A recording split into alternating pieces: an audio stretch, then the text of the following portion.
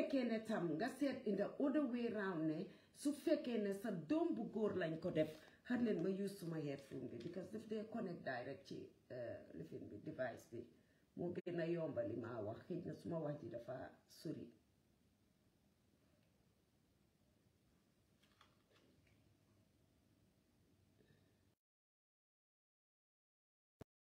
fi mu nekk yes su fekkee ne yéen ak maa dégg rek su fekkee ne tam soo gisee opinions split ba pare xam nga lu nekk behavior ak observation bi nga def ci case fii kenn jëlu fi side li ñoo wax mooy nañ serve justice ci case Bob Keita bi su fekkee ne Bob dëgg dafa guilty of rape te proof nañ ne Bob dafa guilty of rape none of us would come here and say anything than talk to Bob Keita too because Bob Keita góor la papa la doomi jàmbur la waaye su fekkee ne nit ku nekka ñu ngi ko seetee ci sa behavior sa entourage ak ni nga defee nit boo amee naxar dafa feeñ ci yow nit boo amee lu la metti dafa nekk loo xam ne ku la xool sax dina xam ne kii dëgg am na lu naxari ci xolam bi waaye su fekkee ne ñun ñu ngi gis li xapun ci Bob Keita mu ngi xapun ñu won ñu ne xale bi dafa nekk kuuma ñu won ñu yaayam sanse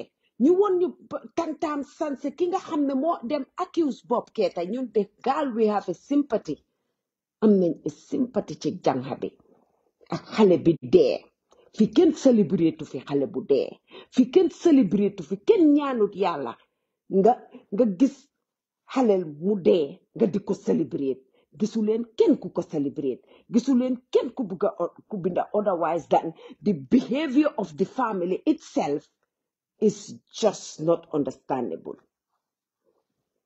because su fekkee ne man tey suma sët la because man xalaatuma sax age boobu nekk suma doom suma sët laa war a nekk man suma sët tey yàlla tereeti ko o su fekkoon ne tey man si jamono ji si situation boobu laa nekk ma am suma doom jëkkëri system sexual abuse ko o mu rape ko o mu force ko into sex dëgg ma ñu nekk ci case boobu noonu I think that I would keep a very low profile.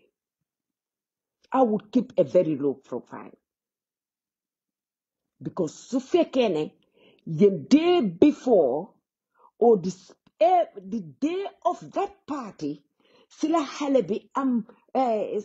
bi brainam bi dem dead because ñu ngi ko tëj ci moto for hours ba pare enu ko yóbbu ko Afamet jógee Afamet dem Banjul hospital rifayaat ko Jammeh hospital Kanifing hospital yéen still you don't think about that child where was the mother Yaji was nowhere to be found Lifinbi was nowhere to be found Tantabi but all of them were busy with their makeup and their dress and they go to that party and the child was fighting for his life an innocent child doom joo xam ne dafa innocent xale bu innocent 1 year plus mu nga fight for life am yéen still yow sa sister sa yaay everybody ko xam ne should be concerned mu ngi ci party bi di celebrate a party day after ñu ne xale bi deena ñu jël ko the same day ngeen solu Eid Mubarak today you go to the snap the same auntie it's on mu ngi ci Snapchat bi di def lu ko neex ci koo xam ne sa doomi sister moo dee ci koo xam ne koo xam ne it's a blood relative moo dee su fekkee ne yéen a ngi wax ne nit ñi ñu ngi celebrate xale bu dee seen go back to that family and look into their activities day by day fii kenn du fi celebrate xale bu dee because fii kenn ñàkku fi xol kenn ñàkkut xol te kenn waxut kenn ne mu jóg wax si issue boo xam ne waru see wax ku nekk danga am sa opinion ku nekk am nga issue yoo xam ne daf la ñor nga bugg a koo wax ku nekk lu ci li nga bugg a wax moom ngaa wax because ñun ñëpp ku nekk danga am sa plateforme am sa opinion am sa way of thinking ñun ñëpp suñ conscience moo ñu dee tax a jóg ñun bi dee wax te man keesi Bob Keita dinaa si wax parce que everything about this case and everything about the family bi accused Bob Keita seen movement seen defin seen demin is very suspicious ba pare ñoom ñi nga xam ne xamuñ ni case bi demee ñi wax because ñoom one side of ñun ñëpp one side of the story lañ dégg kenn déggul ci Bob Keita ñun ñëpp ci family bi jànga bi li ñoo wax ñi nga xam ne ñoo jege family bi li ñoo wax because moom su waxee ne Bob Keita dafa am système intercourse ba biiral ko moo tax mu tas sëy bi te loolu du woon benn dëgga loolu du dëgga sëy bi tas na before me accuse Bob Keita so su fekkoon ne moom Bob Keita fasewu ko ni ko noonu dafa sweet loolu under the carpet te soo leen seetee time bi ñu boy bi jànga bi biñ demee doctor's report be everything dafa wone ne amul benn forceful sex xale bi was sexual active before even lii yëpp xew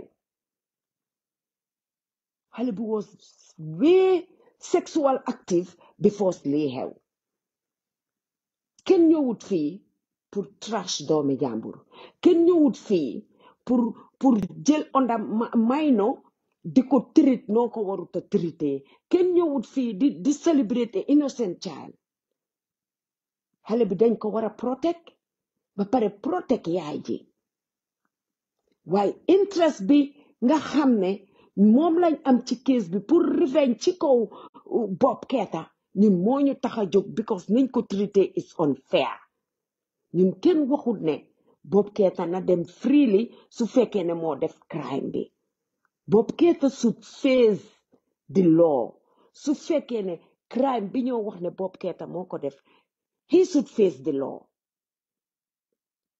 but innocent till proven guilty because su fekkee ne Bob Keita dañ ko charge sex with minor I can understand that foofu mun naa wax keesam defend keesam waaye Bob Keita dañ ko accuse rape te rape case boobu laa defend su fekkee ne sex with minor lañ charge Bob Keita then Bob Keita and the boyfriend bi nga xam ne moo nekkoon fari jànga bi sexual active ci case bi sexual active ak jànga bi ama moom sex intercourse te biñ ko ooyee moom wone na ne am na sex ak xale bi moom itam dañ ko war a charge yóbbu ko mile 2 but when it comes to this case li ci nekk mooy this case is about revenge and something else because su fekkee ne yow yaa ngi am koo xam ne mu ngi ci justice system bi mu am ci doole mu won boyfriend bi ne ko yow kenn du la charge we don't need you yow ñun Bob Keita lañ soxla that is a revenge because Idrissa Fafa Mbye Junior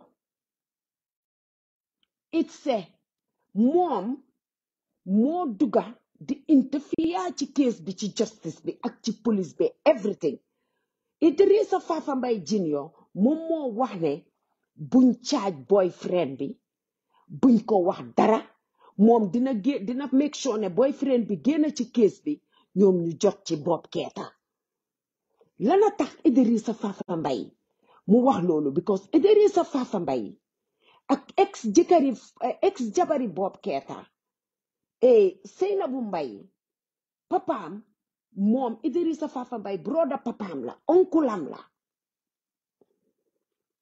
yow waruloo woon a tudda sax Fafa Mbye parce que the name Fafa Mbye in Gambia he is a legend. Fafa Mbye Senior is a legend. Fafa Mbye Senior is a legend. And I can attest to that. ñun fekkee nañ time Jawara fekkee nañ time Yaya Jammeh te ñu ngi nii ci jamono Barrow li tax ma ne Fafa Mbye is a legend. There was a time keesi NTC bi laaj leen mag ñi xam history yépp ñu wax leen ko ñi ci bokkoon yépp dafa am chef boo xam ne dafa am doole Gambia ba bugga dee lu mu wax mooy am ba pare dafa am téere ñépp gëm ne mun naa wàcce asamaan si Fafa Mbye mooy woon di jooj bi amee keesi doomam ak man suma elder of our family member saa yu Fafa Mbye demee court Fafa Mbye Senior waxuma junior bii nii nonsense bii de senior si jamono jooju daf ko dee traité ne ko man soo tëjee suma doom dangaa dee doo ko fekkee man munuloo tëj suma doom prison te suy ñëw dafa tëkk téeri ba ci puru xam bi Fafa Mbye ne ko sa kàddu laa dégguma kàddu yàlla gis nga Fafa Mbye bés bi moo def George menam laaj leen ko ñi nekkoon ci code boobu ak ñi seetaan code boobu ak ñi xam code boobu ak ñi xam history bi bi mu ñëwee duggee wut ci main door bi pour dugga ci court house bi palanteer bi la duggee mu dugga ci court house bi toog ci bencam bi tëj doomam bi te dara génnu ci ba tey Fafa Mbye a gee dunda ba te dara génnu ci Fafa Mbye def a history bàyyi legend Gambia yow a family member of Fafa Mbye bi nga xam ne oncle Fafa Mbye dafa respect law respect loi respect li moo def yow nga ñëw ñu tuddee la Fafa Mbye nga nekk Fafa Mbye Junior ñu la ooyee Idrissa Fafa Mbye nga dugg ci nonsense yoo xam ne di interfere ci case goo xam ne yow you know ne you have no case against Baboucarr Bob Keita police seen investigation you mess with it Justice Department with their case you mess with it and those feminist judges yi nga xam ne ñoo nekk ay judges di ooye feminism I think that they should just resign and be feminist than activist nekk activist feminist ak yooyu moo gën ñu toog ci suñ beñ bi di jaay góor ñi advantage di use seen power biñ am as judges di maltraite nit ñi di lead case nit ñi di pick and choose justice biñ am Bob Keita su guilty nañ ko tëj liñ ko war a tëj Bob Keita su guilty nañ ko jox sentence am Bob Keita su guilty nañ ko jox punishment bim deserve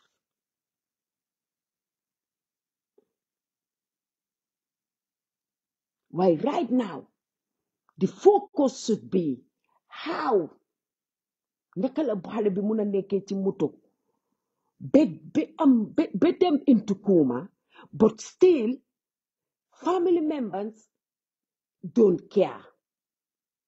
They went on enjoying themselves. They went on bragging on what they have. They went on doing their party. They went on celebrating when an innocent child is in coma. And again, after that, they went on celebrating the Eid.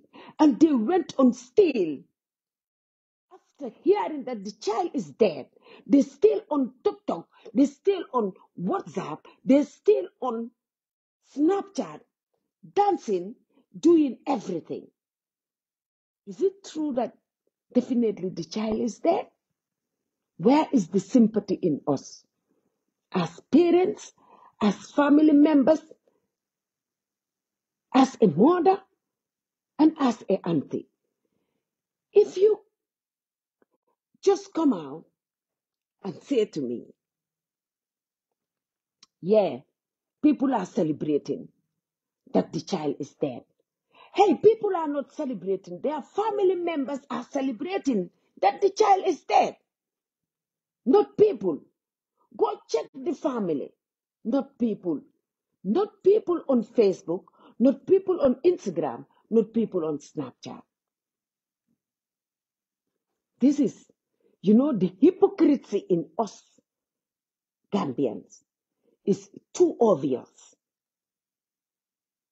The hypocrisy at the pick and choose of what they should talk about, what they should do and what they should not do.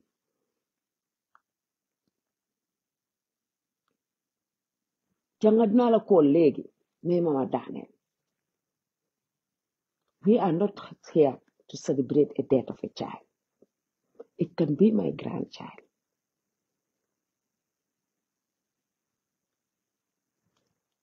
And you know what? This girl, that this janga bi nga xam ne moom lañ wax ne dañ ko réeb. Doctors examine and everything. Degala, to take a DNA, munuta proof ne Bob Keita is a rapist. No. It can only prove ne Bob Keita is the father of the child or the boyfriend is the father of the child. And we rule out that. But to prove a rape, you have to go after evidence. But the evidence that's supposed to prove that rape, prove the rape wrong. That is why they you know what? Lolo tax ñoom ñu jël the wrong way.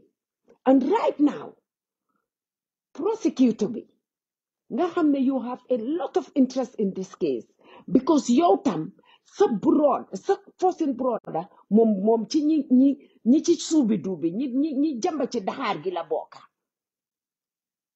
yaa ngi sabotage case Bob Keita bi. And there is a lot about this case. Loo xam ne bés bu mu génnee ñu bari dinañu rus. Bob Keita dañ ko bëgg a def escape goal sacrifice ko defee ko neneen non because ñun ñëpp dañ am i doom yu góor ñun ñëpp dañ am i doom yu jigéen ñun ñëpp dañ am i sët dañ war a am yërmande waaye when it comes to this case niñ ko treaté is very wrong. Right now what they should do is family boobu noonu they have to go for questioning. Arrest ñu teg leen benn place ñu toog because of what? Yéen seen family member am na influence in our justice system. You people are walking freely after yow as a auntie nga jël xaleel tëj ko ci moto bi for more than 4 hours. Nobody arrest you. Ba pare xale bi dee nobody arrest you.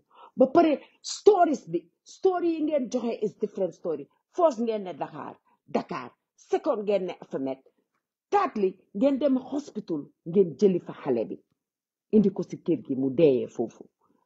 Seen story yi moo jox nit ñi the benefit of the doubt of this case. The way the family is behaving is what gives us the benefit of the doubt that Bob Keita is innocent. One way or the other, Bob Keita might be innocent. He might be, they are trying to get a revenge on Bob Keita because of Bob Keita divorce na sëy. Man xawma Bob Keita musuma ko gis musuma ko wax ak moom bokkuma moom xawma ku xam Bob Keita xaritoowuma ku xam Bob Keita waaye lii hit my soul dafa hit suma soul bi as a mother. That's why ma ñëw di taxaw may wax ci mbiri Bob Keita. Why anybody could feel like you feel like I'm a hypocrite, or if they rape my daughter, would I support the rapist or anything like that, or would I celebrate a dead child? Then you don't know me. Ask people who know me. If every day when I made the evidence that Bob Keita is the rapist, Bob Keita is the father of this child, I would sit here and I would tell Bob Keita the truth, my opinion, my meaning. How would I feel if my sister slept with my husband? Man, su doon man la, suma sister mu tëddaa suma jëkkër. You know what I would do? Especially in this Europe I'm living. I would fall first. Dama dem into depression. ñu dima jox garab te duma ko naan di ko saani suma paree dem fekk suma jëkkër fam tëdda ma dog buuba njaayam bi ut suma sista ba am ko ma jël limon xorom bineegar orda sawer def ko ci seyna bu njaayam gi moom du kenn ci ñoom du suubi du beeti ba dee xam nga lu ñoo def dañ ma sentence to psychiatrist unit benn 3 months ma behave ne wér naa ñu bàyyi ma doxi suma soxla waaye yéen kenn ci yéen du suubi du beeti kenn ci yéen du suubi du. That is how I feel. I would destroy your manhood and destroy her womanhood. Te anybody ci suma family member ku ci bugg a wax yow it ma yaaxa sa bos waaye yow reportuloo rape defuloo dara ba sista ba nga wone ne yow Bob Keita fase na la nga jóg ne danga leen a won ne Bob Keita dafa biiral sa sista te fekk biir bi am na before Bob Keita fase la yow so which means ne su la Bob Keita fase wutoon biir bi du feeñ mukk dañ ko jox boy bi far bi mu ngénte ko mu dem toog an ci man li ma dégga Bob Keita still moom wone na ne musuta ama janxa bi affaire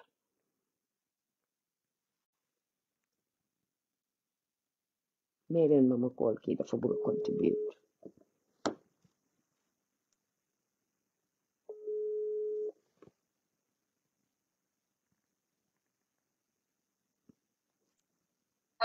yaa ngi si biir nga baal ma tey duma nuyu kenn because fi mu nekk nii suma high blood pressure bi dafa wàccee ko ba si suuf soo fi yuuxoo rek ma rinof waaw garaaw su la neexee nga rinof ko soo ko rinofee soo génnee laaj ma dugal laaj anyway man awma problème bu xay maa def ko injil anyway man dama am problème boo xam ne man dama nekk pitagu a teacher from zero ba xale yi su ñoo dem school 6 years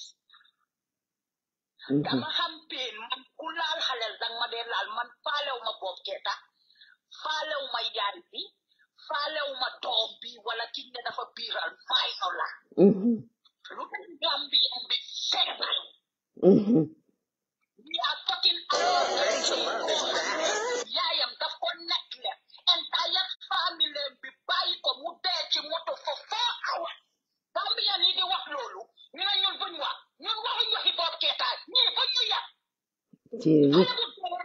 xale boo xam ne dafa dee dañ ko sacrifice dañ ko murder su doon Europe la ndeyama baayama intact famille bi time bi ñu ci kaso bi dëgga yaa ngi understand ñun kenn ñëwut fii nii ne da ngaa support Bob wala da ngaa support ndeyi baay ba pare ban who on earth yaay sa doom dee yow mooluloo ko yow man naka laa mun a believe ne yow you we are having love for that kid yow you sacrifice you murder that kid pour get away pour ñu kaso doomi jàmbur bi ñu nga su dëgg ñëwee amul rafetal buñ ko nay sàll maa ngi fekk ba si tuba maa ngi suma blood bi maa ngi xëy suma deret bi maa ngi try to calm I can calm down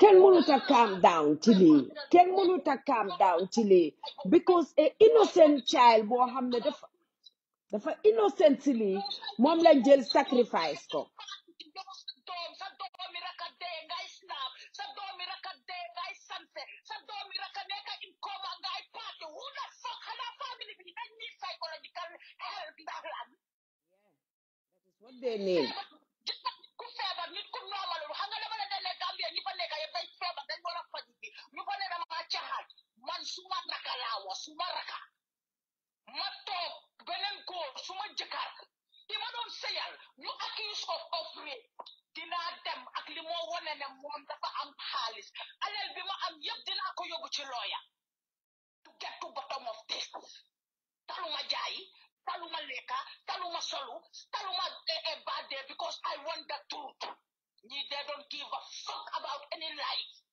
because xale biñ am sax biñ jur sax they don't give a fuck about that kid lii mooma pis su nit ñi di wax kenn waxu fi Bob kenn waxu fi Mbaye kenn waxu fi Demba kenn waxu fi Sanyang bu ñu rey ak wax su doon keneen kuñ xam la su doon beneen célébrité la su doon koo xam ne high position la nekk dañ cee am njëriñ ñoom ñëpp ay wele ci Facebook bi xam ngeen lan la gis nga Gambia bu leen ñu yàpp mind bi ngeen amee lañ amee fii kenn waxu fi Bob kenn waxu fi Fatou kenn waxu fi Demba kenn waxu fi Mariama xale bi dee dañoo wax kiñ neglect kiñ mooda 60 degrees ci biir moto xale bi dafa kooma because kooku amatut il xaw ma naka laa ko waxee il si brainam bi even mag suñ nga tëjee sax su yaagee nga xom sax nga xale boo xam ne wan yàlla amee yow nga tëj xale dem si salon yow mënu koo toog sax 5-10 minutes ne maa ngi àndoon na nit yow who does that this family need help te su nit ñi di wax ñu naan Bob la ñoo support Bob su dee dafa yëy waa naam dina ko yëy su dee dafa mar li moom mu dina ko lekk ñoom taluñ Bob ak family jànq bi xale bi la ñooy wax bu ñu yàq nit ñi fi kenn support fi Bob kenn support fi jànq bi xale bi dee dañ ko mooda because man xale boo xam ne kooku mooy di only way pour ñu kasoon Bob kooku dinaa ko safeguard comme diamond ci poto yeah lay woon lay tàgg yeah dina safeguard xale boobu leen pour de trop comme di diamond nekkee ci biir poto ñi buñ ñu yàq ñun tooguñ fii di mbele wala di support Bob wala di support whatsoever lii lan la nii waaye bi fi ñeneen ñi jógee xam ne maybe they wanna be friends with them wala ñu bëgg a nekk xarit wala xëy na in the end of the day dinaa taxaw ne Mama Sali supportan ma give a fuck ku support kan we are talking about a baby's life xale bu ndaw la ñuy wax ñi ko ñu yàq nga ku am sa wax nga dencal ñu ko man taluma ko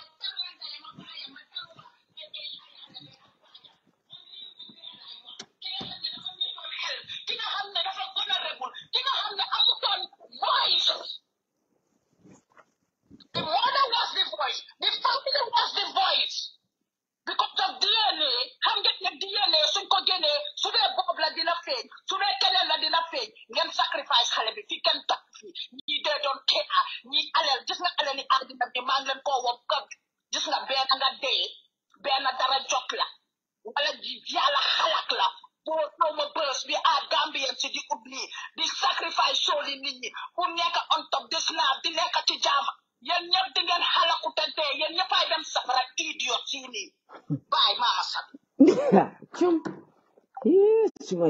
suma doomi Jamaican bi say na li mu wax rek mooy dëgg gu wér king la wax li mu wax rek mooy dëgg bu wér king parce que yow su ma ñëwee tey ma fekk suma raka ci kër gi ma ne ko jox ma sa doom ji ma àndaa moom ma dema moom stroll yi dem defi leneen te man maa ngi am ñaari doom waaye ñaari doom yooyu musuma leena fàtte ci biir moto bi musuma leena bàyyi ci miir moto musuma leena àndaa ñoom te ma mun leena fàtte su fekkee ne yow musuloo fàtte sa doom yi ci biir moto musuloo fàtte loolu yow sa doomi raka koo xam ne mooy the only evidence in this case nga mun koo fàtte in a hidden car for hours ba pare ñu jël xale bi yóbbu ko pour jox ko oxygène ngeen dem xale bi dafa lose oxygène si brainam bi brain dead laa am ngeen jël ko nga fàtte kooku ñu jël ko yóbbu ko ci hospital boo xam ne dañ ko war a jox oxygène dañ ko war a toppatoo yow nga still go ahead to prepare a program, a birthday party, to spend. Oh, can I call me? Hello? Hello? Hello? Hello? Hello? Mama Sally? Naam. Koku? Ibe ñaadi Ndey Fatima. Ndey Fatima. Ibe konoto. Al be konton na baake. Ha. Mbe mol be konton na. You know, can I lie? That's what but this is the first time I'm calling. Time to call Kaki. But you remember to call la. But for like, thank you very much for speaking other people's mind. They cannot reach out. I mean for that volume to mala ko mo bambande la because ndanga amira ko muso yidi mo nyanta kede la handbag wala ko yela ko bayno respect nyama ni la handbag and you fongo enyante yidi mo le la first priority because wala mira success ot di mo ko fenne ti mi alon ko 9 months ya ko no ta ti ko bita la kere te ni na wala ite ni kete dunya atika ya di moto ko ite be ni la wala nyaati le dunya kon aja ka lo wala tanti Back fan. ya mutai sami ta ko fasar ko whatever to nya bala fa be longole noma and that we are and dunia kon mo be opinion to what to say or what to write but anga jibe in another angle ko nyi dintu is an angel to be mulunal Yes. Imma maringo e binkiringo. Thank you. Bila dunia bele beton la upside down. Thank you. So me and the jakalu ko kono. Many I think na birin nin kata they don't feel remorse of it. The next day that ila salon oil. No wele beno ko slo le tene lonne. Na mi drame bari ndengole. Ni idila kata jam bitu ka ba na honorable. Ah, okay, ha. Bari nanyim dinde ngala mullo. Sango be kala ñoo songo. Salon oil. And first of all, musunde ko kola nyimbota mi fola it's true. Sifate dalante do ko ka. La fonke male ya kono ma fa ri de fa mari o to man sene afudu pare o da muta sey na bu mbay la TikTok nte wala atin nan ka problem innocence belief ko a innocent nte fanan nte ma belief ko nte da exco o na ko mi na de futu wala na buru da futu banta ngana nyin kono ma police ngana nyi de police ke kambane ko ba ko kono o muta ko de ke ngana ke TikTok master within the next 1 year, fututa. No reception back at Tatangoti. Obi at the Mami now with a back in factory. More than a kilo cake on Facebook, Dolco, minor than we are really another. Now the charity begins at home. Yes. Why don't the family force feel remorse about this? Why would you put a didn't want that? More the Contani Nala, Contani Nala, getting for DNA, don't come back to DNA, the Bobita DNA, the Novita DNA, the wrong. Sitting under before was sort of model. Sitting under the way I flew the car. Sitting under the Father Friday. Some of the data la salonoya. Mama Sally. Muna la dunia, muna na hada be balafala tole. Ala be balafala tole because don't mambala finyola. Mambala fanyoe. This is a simple logic. Ni family of simple ni atara tole ni ala tema tole ni no sacrifice. Ye from clear because ni ne from clear dunia la ke be from clear la de ni mama la ipole. But in Tafanga Maming understand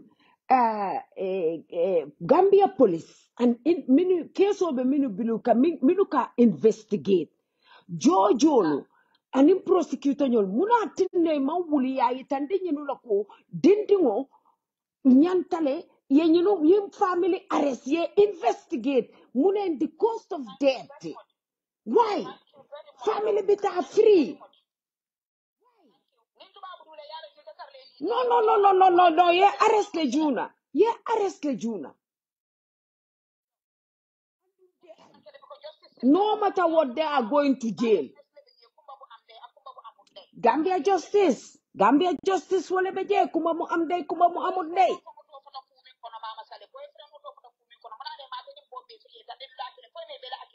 Yeah, bari Seinabu funding wale kambanding o bondi case to itol sola ta bob lela pour ka revenge bob kan pour ka bob tit lesit la. Abanta wala ya tin nan tel dol bi bob lo kabiri tuko fo bi nde man sonko wala ni ko ko ta personal inte nde na personal friendship ne brother hu ne sister hu toton nde na ko mandi yala ala le sedo ti dunya ne dakira na sindi min alanga ni de ni ka ale mo le fa e ko itara akonya ko ndey anya dale ko fa ko pota na buka bolu na la passeport ko ni na la moto ko na ko ni fa ke ti sala be mbul america pour nga tan tita nin to man sene ani ko ko non tita yaji de katara modu la case fight la modu malo because of ikata mine fight ka ko te kundi monte bob la innocence al ngata doro ninta man me to nyata do na ali dino fanan telephone ngo fo ya sacrifice astaghfirullah inta fola because ite bita ko ko di ngote banna anda to da soro moto kono ena mur so mo ete la salono ye Yes, salono yele ye boje dun afole ko salono dam manteng because ite ko ite iye di koto iye do dingo soro moto kono wo bututa ya samba afemet ya samba ba trala ba jarala nyami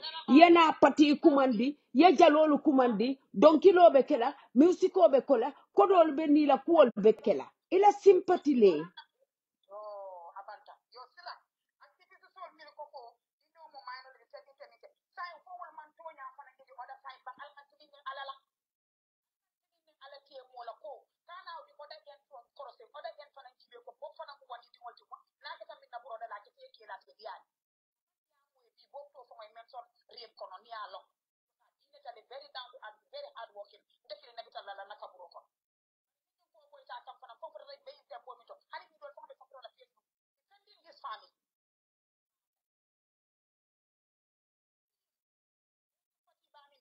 ani dindo en famille beke o me sula ko tek ko nde ko dan na jang abaraka baati alma ale fitio tay ala de senga ki sat ko mo be ala ko di senga ka sat adu ata de senga ta mi amen ko dam duda amen abaraka amen ku buga contribute rek kolal ana ma seet fii waaw gis nga ku nekk sa opinion why the behavior be ni family be the behavior is very suspicious. It's very suspicious.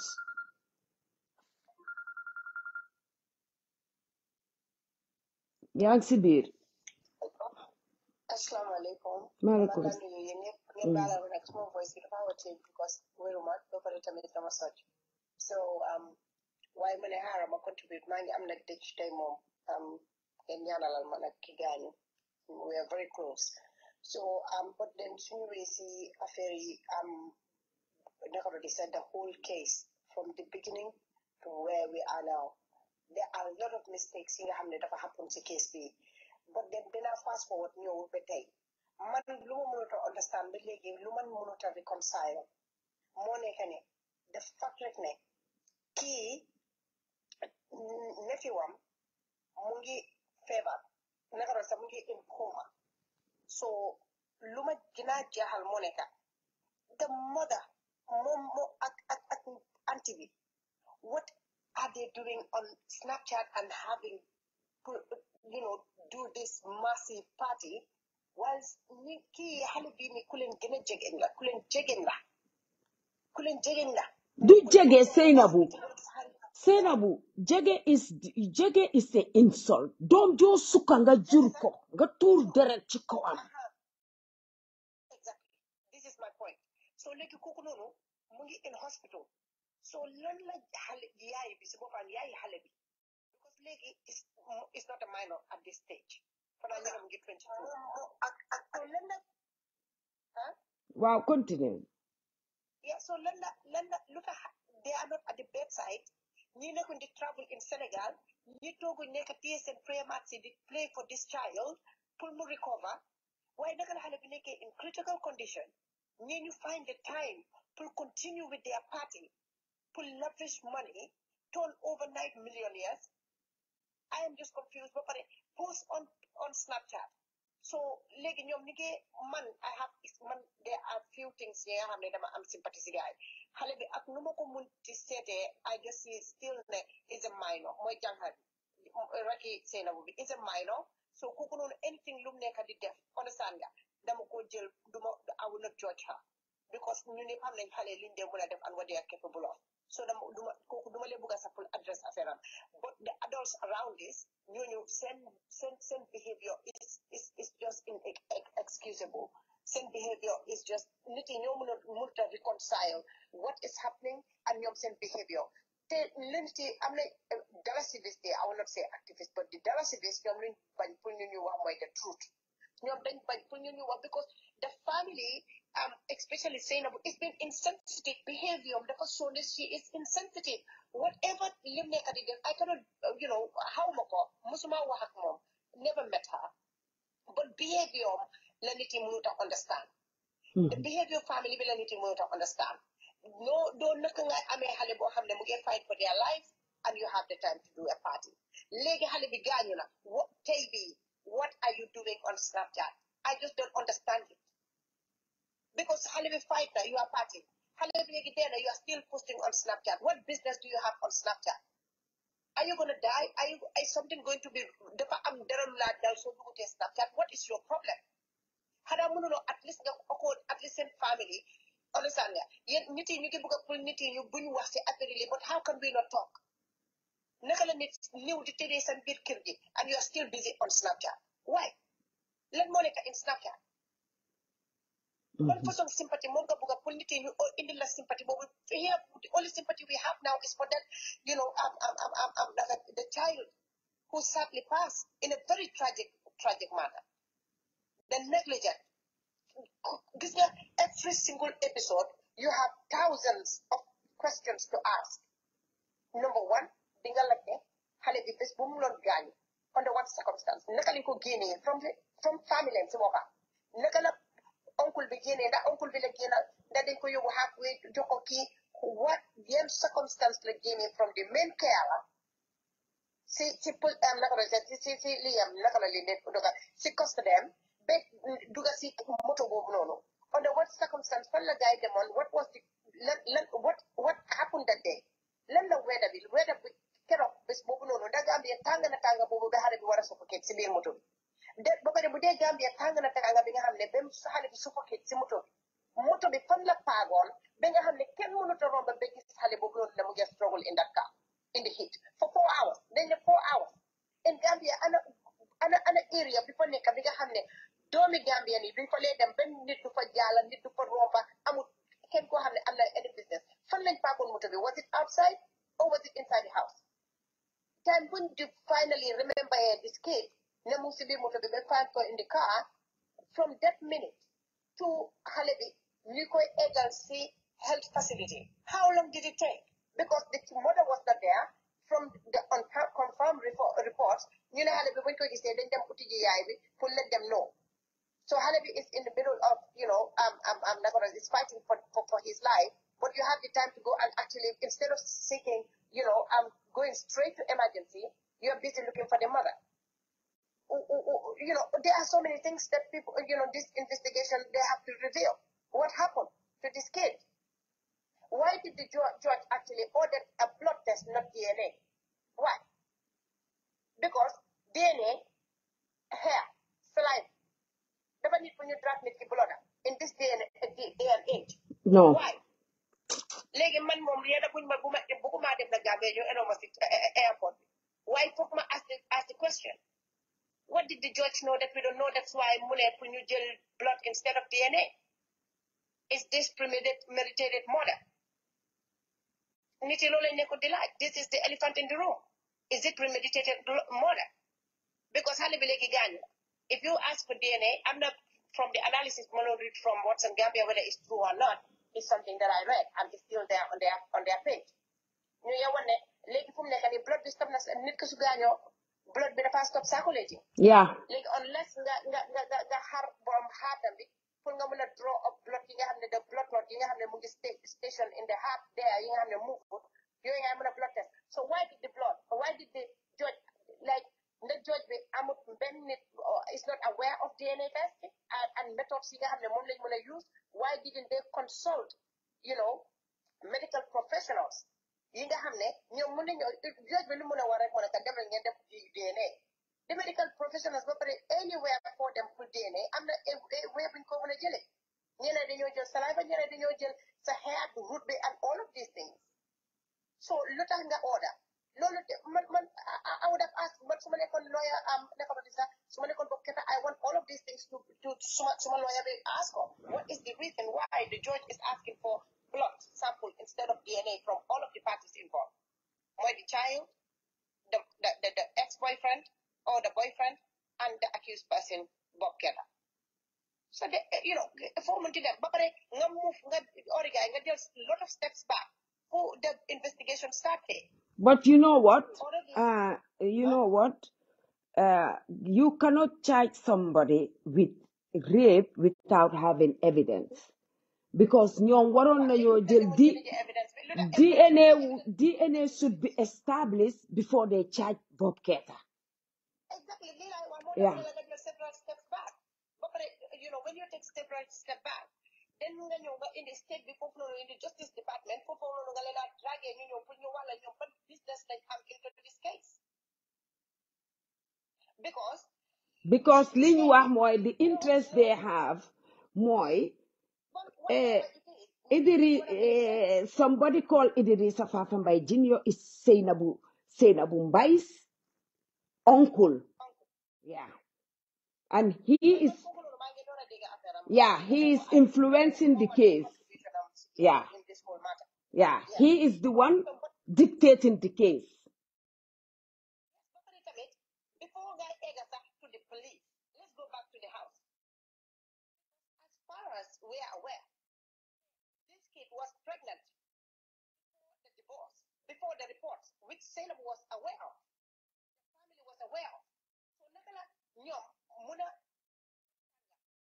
everything up. Say bonono.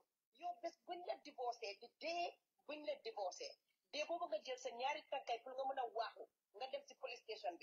Why didn't you make that report immediately bi nga xamé né sa raka dafa bi? Why? So good question. Conceal evidence. Yen da ngeen yow da ko sax kon man naka la ko gisé as of now naka la ko gisé pour man motax bop man dama ko support. The reason I ko support bu dé bop dafa read lawa dina ko support moy né dafa innocent until court see you decide. Prove him guilty. Bop innocent.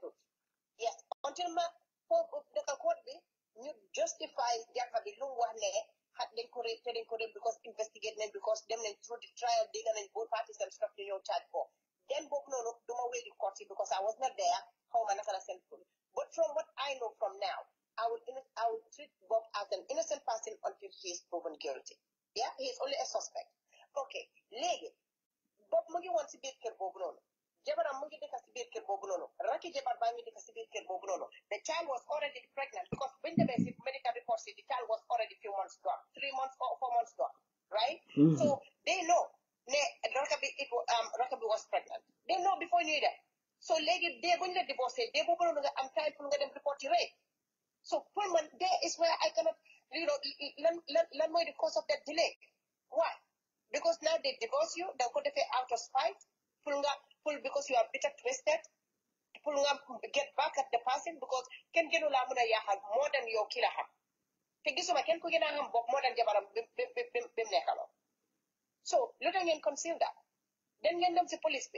Then you them to police when you investigate. Boyfriend be then go on a charge. New charge for.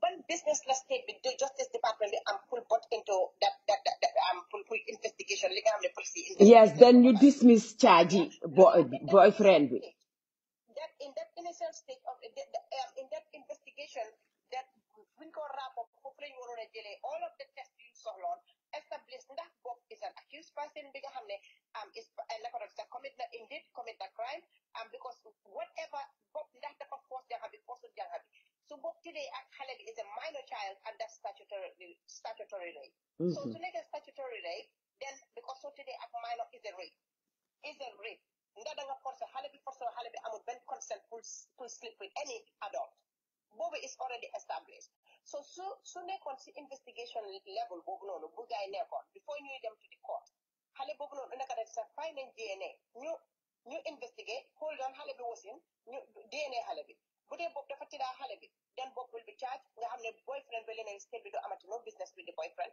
because Bob is the one that is accused yeah ba pare establish nañ ne moom moo jur doom bi so moom dañ ko doon yóbbu straight mi ngi nga xool kan moo fee ñëw jógee si fii nii mu ne dafa ñëw pour defend Bob right but loolu happen léegi 3 questions Monica did Bob rape the kid did the boyfriend rape the kid ndax dafa am sax jaxa bi mu doon sleep with somebody else out there who knows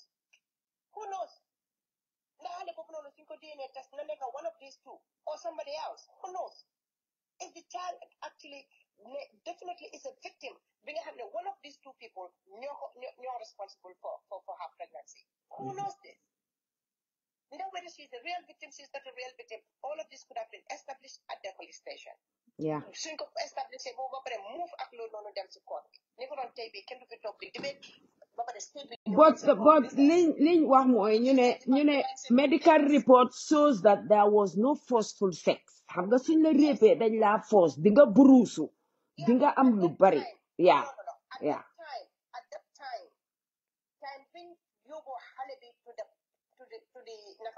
the hospital xale boobu noonu was already few months gone ban medical equipments lañ am ak ban professional lañ am si biir docteur boobu bu la ñëw taxaw mu ne xale bi nii ku biir ba pare 3 months gone lii nekkul ne tey bi nii si bëccëg bii lañ la rip ñu elu la si saa si dem yóbbu la take cement take fluid from you and go and test all of these to put mun a establish ne yes you were sexual dafa dañ la force or forcing la this is not it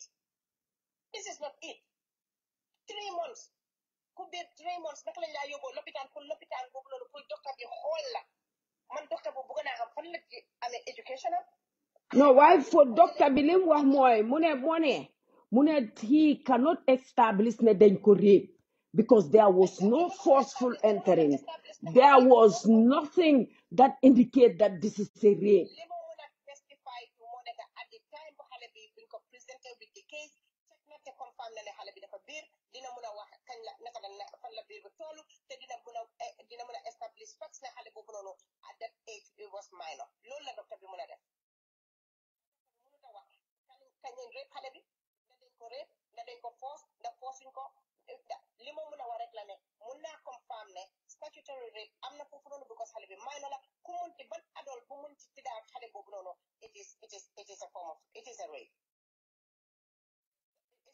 nekku ne comme rape bi nga xam ne ki dafa ñëw forcé la waaye dafa illegal because loi bi constitution bi support ko so waaye docteur boobu mënut a ñëw pour wax kenn ne xale bi dañ ko force pour ñu rape ko moom la wax moom it loolu la wax li nga wax rek loolu la docteur bi wax exactly waaw te police yi tamit mënuñoo ñëw pour ñu waxal la kenn police yi mënuñoo police bu bëgg a wax ne rape dafa xamoon da nga am mais ma seena bu yow poosal tuuti rek ma jël kii mu wax yow poosal yaa ngi si biir allo asalaamaaleykum maaleykum salaam docteur maa ngi laa nuyu yaa sa viewers yi ñu ngi laa déglu man dama jaaxle man gis nga man dama bugg a jékki-jékki ci kaw taax yuuxu bul yu dimbal déedéet parce que xam nga li tax police yi ñoo njëkk a fail Bob Keita mënuloo jël nit ki rek yóbbu ko straight mile to on what account da ngeen ko suspect def leen seen investigation dem leen court bañ find ko guilty ngeen doo koo teg benn place ba pare mënuma understand whilst ñu ne xale bi mu ngi in coma yaay xale bi has all the chance in the world pour mu dem nekk on this child's bedside. The throw tantrums. Nit ñi feel sorry for her. But she was busy getting ready to attend a party. léegi nit ñi di ko wax ñu ne ñi koy wax ñooy waxkat ñooy nekkuñ nit ñu baax parce que ñu ngi against xale bi dee ku jurul sax di nga feel sad about that. waxuma laa nag ku jur. ñëpp a métti lu xale bi gaañu bu mu gaañu. ak circumstance yi gaañoo. waaye liñ mënta understand seen carefree life biñ portray on social media.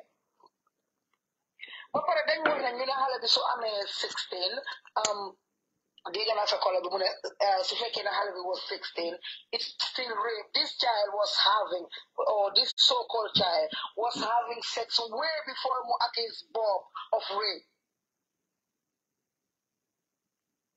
So mënuma understand fan la fi rape amee solo. As far as doctors yi wax nañ ne she was in force, there's no bruises and everything. This child was raped, so it's not a rape case. Ndax am naa Bob doom nag loolu nekkul problème su fekkee loolu la am na paa yoo xam ne fii tey ñu ngi fee takk ay xale yu am 10 11 years old.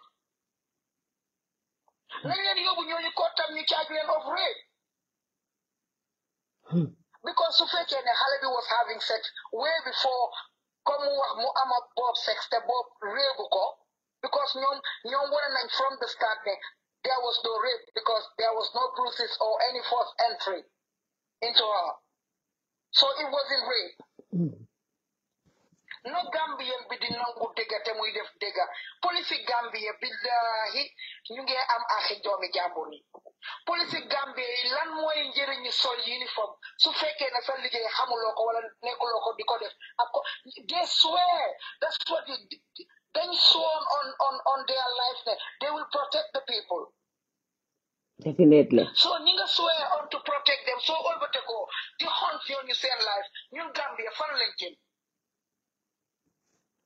ñun xamuñ famille bi kenn against su leen waaye gis nga fii ku dee ci marché yaakaar sa boppa ñoo fi jëfin bu tax nit ñi di wëndeel boppa dëggalaam du dëgga te nit ñi fi mu nekk waxatuñ dëggalaam du dëgga seen action yi rek has proven otherwise.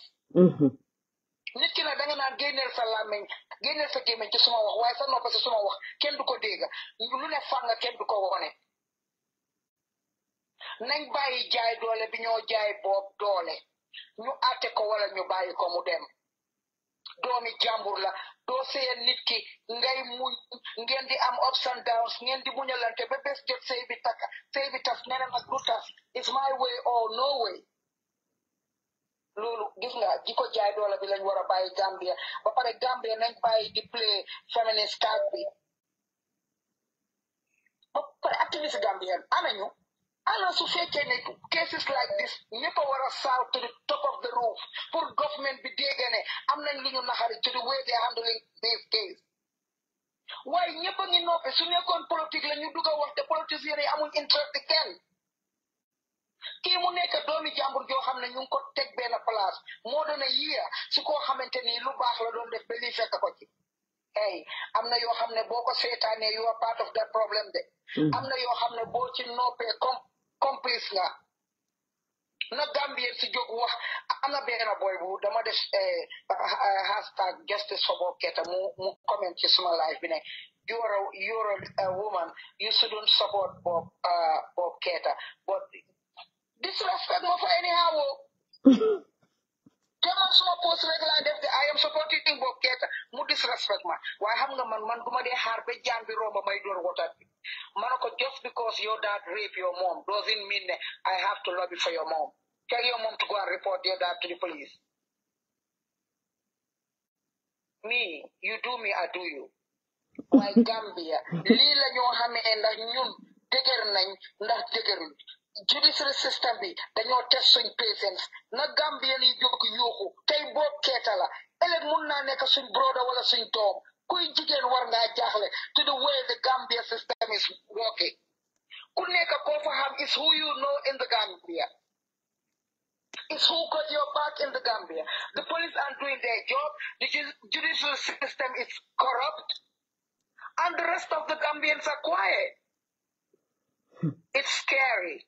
It's Very scary nga scary. nekk jigéen am doom bu góor na jigéen ñi jóg na góor ñu jóg dimbale ñu ngir yàlla sonna nañ boo keeta ku ko juróom di nga ko yëram ku bokkoon ak moom di nga feel otherwise na nit ñi bàyyi di play gender card bi just because ay jigéen lañ wala ñu naan xale la ñun ñëpp a fi am doom ñun ñëpp mus nañoo nekk xale waaye nekk xale def sa boppa jànqataa jeeg xam nga lan la man duma lobby yooyu lobby jigéen laa waaye su doon suma doom la sax duma fara moom ci fenn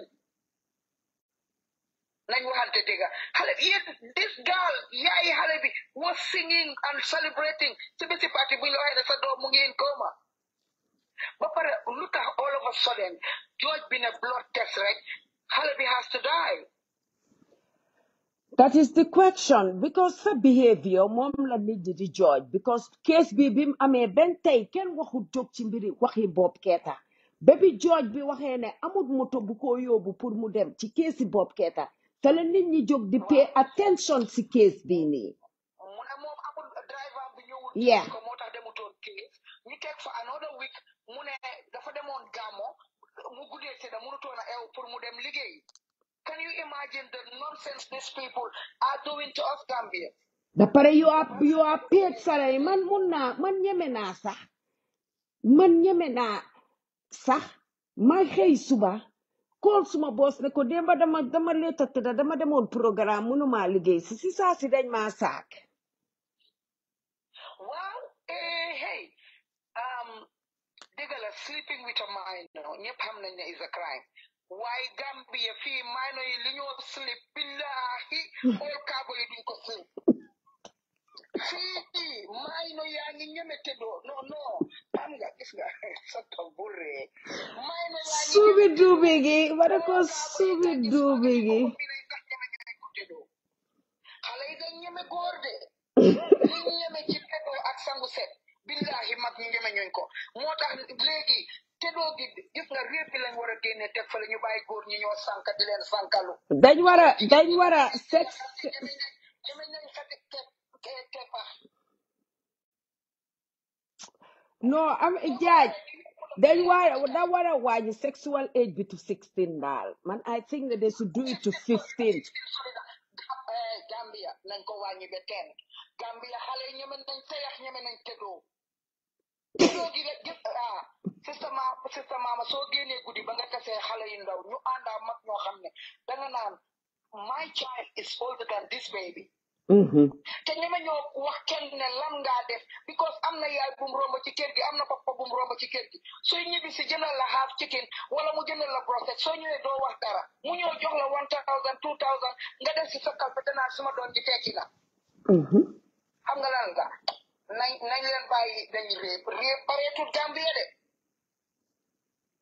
xale yi ñeme nañu ñetti tëddoo de xale yi dañoo sangu set ni ñuy sëy tey suba sangu set uti sëriñ génnee saraxe ganaar bu ñuul génnee saraxe soow yëpp la ñoo def ndax tëddoo gu neex soo don't get it twisted yéen yi du réeb xale ya yal na ma yàlla baalal waaye Gambie ñun jigéen ñi ñëpp a war a juuxu ndax fi mu nekk sikkima lakkandoo xale yu ndaw yi no seriously xale yi as young as 14 15 dañoo dem ci sëriñ génnee sarax dañoo génnee soow génnee ganaar ma ne maa dugg moto di dem ñibbi around 8 o'clock maa ngi jógee defal nit advertisement di ñibbi suñ moto bi mu ngi si kanami benn taxi bi ñëw ba suñ kanam rek stop just after Johnson Kitchen suñ driver bi soo amutoon break daf doon tampon moto bi taxi bi taxaw benn xale bu jigéen koo xam ne mun naa waat ne she is less than 16 wàcce ci gannaaw taxi bi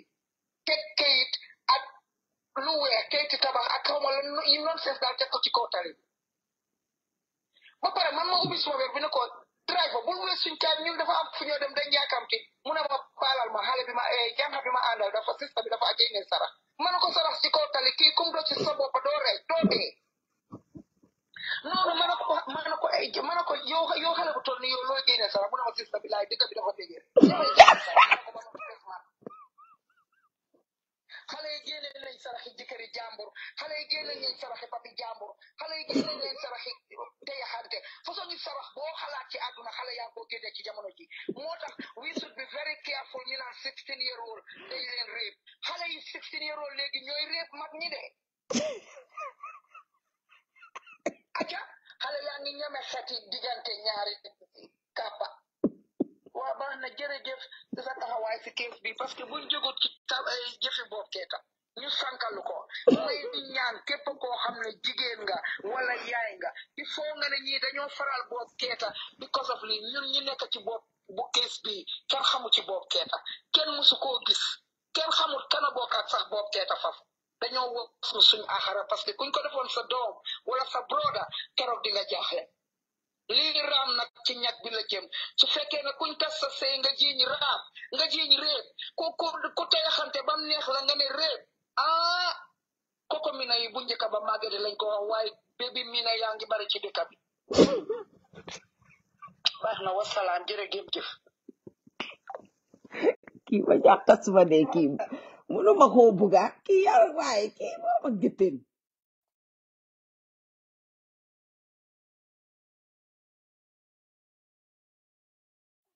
waaye kii mënuma koo buga waaye xara am na ku doon kool ma dugal ko ba pare mu ngu may leen ma dugal Melvin Mel you are in Yeah, Mama Sally, yes how are you? I'm good You okay? Sorry, I just got off work. I did not follow the program from the start, yeah but I think when I got in, Sister Amina Jain was doing yeah her contribution. So I believe, because I know she was talking about Bob Keta, so I just believe that it's about that issue, and I thought I should call and just make my own little contribution. I did a live video yesterday where I tried to just delve into the whole matter through my own understanding. yeah it's on the page it's on the page On the page, okay, to just make people understand exactly what we are faced with and what we are going through as a society. Now, what we need in the Gambia are effective judicial safeguards. Effective judicial safeguards whereby you have policy and regulations in place so that the police nor officials of the Ministry of Justice can abuse the powers that they have or that have been granted to them under the Constitution. So, for example, in the Gambia today, all it takes to send somebody to jail, to send somebody to remand, is for somebody to come out and make a wild accusation of a sexual offense or something like rape. Before you say Jack Robinson, the accused person is arrested, sent to remand. The justice delivery system in the Gambia now, the judiciary most especially, is saying that if you have been accused and charged for rape, it is not a bailable offense. But what most Gambians don't understand is that 99% of the time, when individuals are charged with rape, there is not a prima facie case that has been established by way of evidences to corroborate that offense. So just because Mama Sally does not like Melville, Mama Sally goes to the police and say, "Good afternoon, Melville raped me." Melville will be charged. Melville will be sent to remand. Melville will not be granted bail because as far as the law is concerned, as far as the courts are concerned, rape is not a bailable offense. So what has happened is you have succeeded in getting Melville behind bars, getting Melville into remand, and knowing how our justice delivery system is, Melville can be in remand for another 6-7 years. Yeah. Before the matter is determined. You have prosecutors go to court, they adjourn cases. You have judges tell you that they don't have drivers to get to court. You have judges telling you that they have a toothache today. Mm-hmm. Whilst a man's life is on the balance, a man's family, whoever the alleged perpetrator is, his family is going through undue pain and suffering, whilst people, individuals, who have some sort of grievance against this person, let's say this person is a person who does not have any connection with the powers that be, this person begins to languish in jail, devastating psychological, mental, emotional effect on this person for the rest of his life, for maybe for an offense that this person never committed. And that is why in the Gambia there has to be effective judicial safeguards, whereby if a complaint of such nature is made to the police, before the police can effect an arrest, the police have to appear before a pre-trial judge, lay down the evidences that they have, and the pre-trial judge, him or her, will satisfy him or herself as to the evidence before them, and then give the green light for the police to effect an arrest. So if you have an effective pre-trial system, judicial system, you will do away with all these things, whereby people don't arbitrarily use the system to go against or propagate a vindictive vendetta against an individual. Now, for example, in the issue of Bob Keita, the alleged victim is saying that she has not had sexual intercourse with any man. And that Bob Keita raped her, and that was the first time she had sexual intercourse, and therefore the sexual intercourse that she had, the baby that was born, was as a result of that sexual intercourse that happened between herself and the alleged rapist. Now, when this matter was reported to the police, it came out that the girl was having a sexual relationship with another adult, with another boy. Now, the police had absolutely no evidence before them that can authoritatively give them the mandate or the wherewithal to arrest Bob Keita. Yes. There was absolutely no evidence before the police. Now, if you had an effective pre-trial judicial system, the police, before arresting Bob Keita, would have to come up with evidences. If they don't have any tangible evidences, they would have to come with corroboration of a fact. They cannot make an arrest on the uncontested single testimony of an alleged victim. Yeah. It is not just because Mama Sally walked into the police station and said Melville has raped me, so Melville should be arrested and thrown behind bars. That's nonsense. That's absolute nonsense. Yeah. That's a travesty of justice. Because nobody knows what Mama Sally has against Melville. The police are not psychic. They don't know. They don't know what transpired. Just because Melville came to Mama Sally's house does not mean that it's a prima facie case that has been established. It does not mean that it's evidence that has been established to say that Mama Sally raped Melville or Melville raped Mama Sally. Yeah.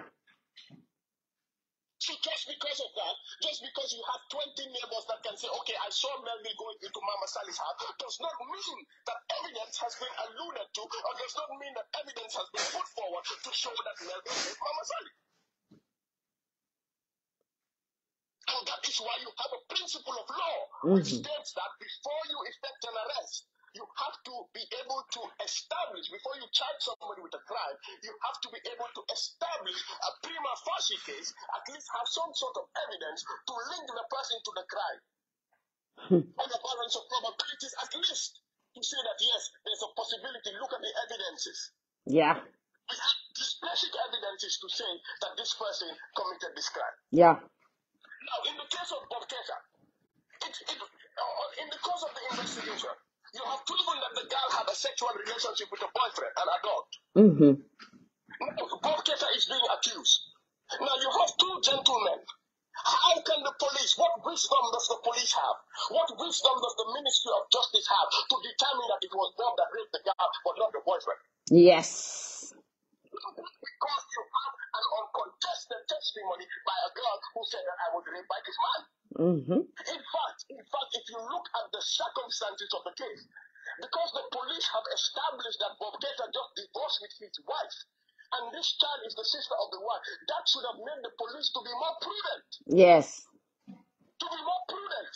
The leaders should have gone up to ensure that effective investigation is done in this matter. You just don't charge because people walk into the police and because there's a crime that has been alleged and you begin to charge people, you begin to send them behind bars. That's nonsense. What kind of justice delivery system is that we have? It's absolute rubbish. And people don't complain unless it hits them. People don't complain unless it is their family members. People think that, okay, no, this is not me, this is Bob Keita. And you will sit there and be saying Bob Keita is Bob Keita until the day it hits your father, the day it hits your son, the day it hits your brother, and you begin to understand the nonsensical system that we have. Now, you have two men. Both of them are alleged to have had a relationship with this girl. Now, what we have to establish is that the girl is a minor. There is no doubt about that. The girl is a minor. The law says that a minor does not have capacity to give consent. Whether the minor determined and said, okay, yes, this is my boyfriend, the law says that you cannot have a boyfriend and give rights to that boyfriend to do anything to you with regards to sexual offenses because you don't have the capacity under the law. You are a minor. So that boyfriend, there is no way that boyfriend cannot be charged because that boyfriend has committed statutory rape. It is called statutory rape. That is an adult having a sexual relationship with a child. Definitely. So that is an offense on its own. So even if the girl says that she was not raped by this man, the bare fact that through the investigation, it was established that this girl was having a relationship with a grown-ass adult, that alone is a crime. Yeah. So there is no way that guy can go free. But again, you have to look at the laws. You have to look at the laws. Are laws fit for purpose? Are laws, is it consistent with what is happening in the 21st century? Normally, we all know 17-year-olds now have relationships. No, Mel, you are going too high. You are going too high. 13, 14 years old. Have sexual relationships. Yeah. Sexual relationship. So this whole BS about thinking, oh, this is a child, they cannot do this, it does not work with what is happening and what is prevalent in the society. Definitely. This girl, regardless of what you can say, had a relationship with a guy who was a fuel attendant.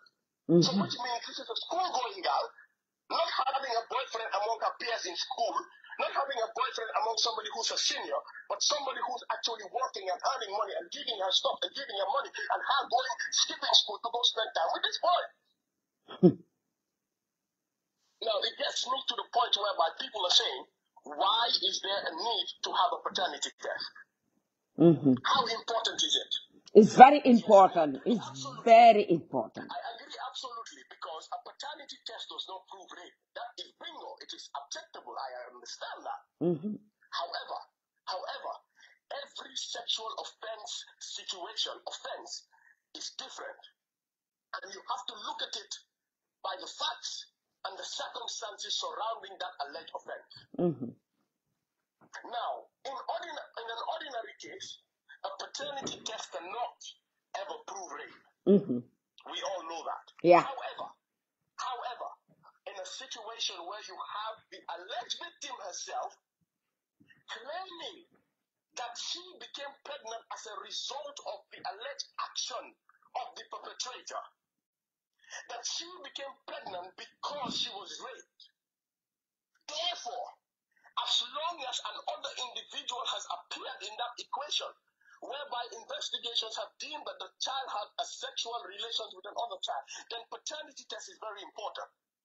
Yeah. Because prima facie, when you do a paternity test, three things will come out. Three things will come out of that paternity test. The first thing is that if the child happens to be the child of Bob and Bob is the father, you know one thing. You know that Bob has had sexual intercourse with this child. Yeah. So that is already established. Then what you begin to do now is you begin to look at the offense of rape. Because it is very easy, because Bob has said that I have not never slept with this girl. The girl has said I have never slept with a man. So if the paternity test comes out and Bob is the father of that child, two things happen. You know that Bob is a liar because Bob has said that I have never slept with this girl. And it will be established prima facie that Bob has indeed had sexual intercourse with a minor. Bob will be Bill Clinton. I have never had sex with Monica Lewinsky. So it will be an issue of bread and butter to prove the fact that Bob at least had sexual relationship with this girl. Yeah. Whether rape cannot be proven, what you can prove is a lesser crime of statutory rape because you would know that Bob has had sex with a minor. That is the first outcome. And on that is a prima facie evidence on which the police or the Ministry of Justice can rely on to charge Bob and file an indictment in court. So this test should have been done at the instance of investigation. This is what should have accompanied the indictment into the court of law. That's the first thing. The second outcome would be that they would do the paternity test, and the boyfriend would be the father of the child. Yeah.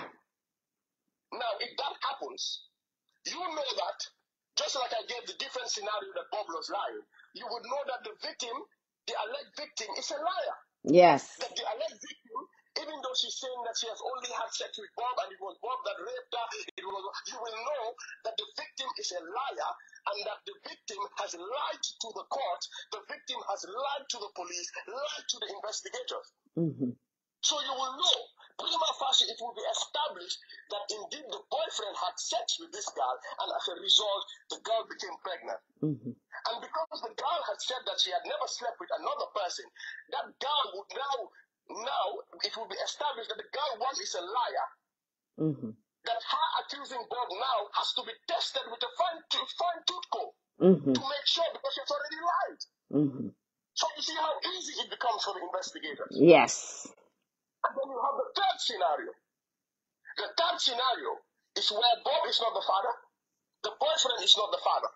And then what that will mean is that the girl is having sex with multiple partners. Yes. And then the girl has lied to the investigators. Yes. And what that would mean is the investigators need not start to charge Bob.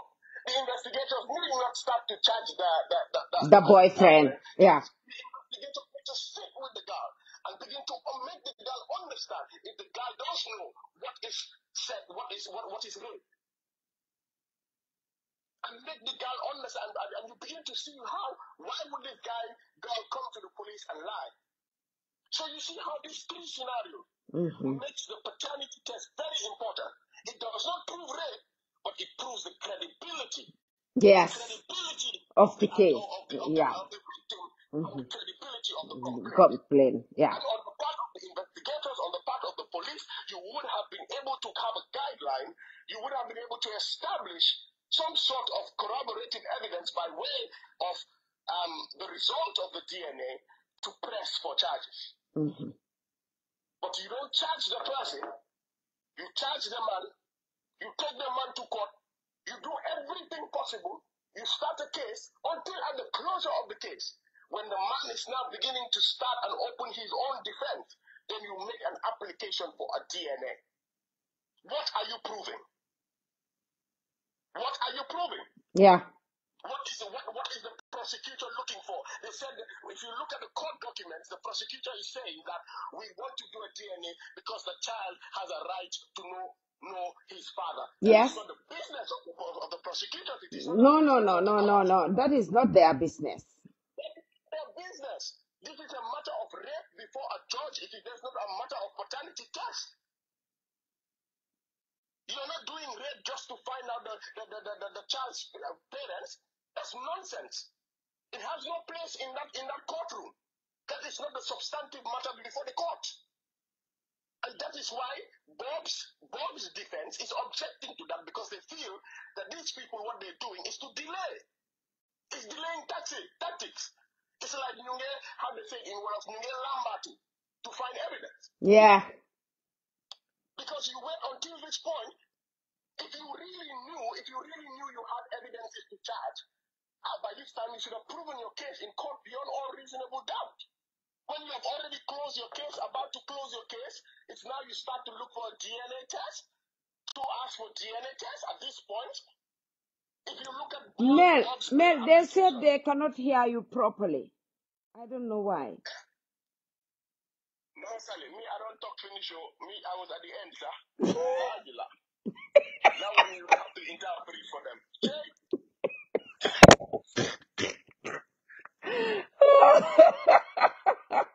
Mama Sally, let me eat. I just came home from work. Let me eat and then I'll call again. That one I'll explain for them, Mama Sally. My energy is gone. I will call again. Okay.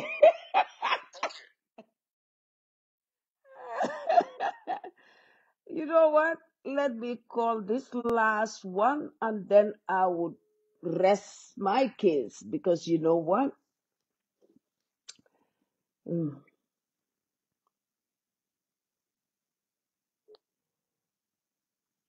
Okay, somebody was calling, want to contribute. I'm trying to call them, but I couldn't get them. Okay, yes. These are the points that Melville made. And I think it's very important. And you know what? Foog naa ne fii lay tijjee suma case ci in a way boo xam ne dinaa dugatam tuuti ci case Aïssa Faty Aïssa Faty li ko dal mun naa dal jigéen bu nekk because advantage biñ ko jaay as jigéen is not something you should do to your sister.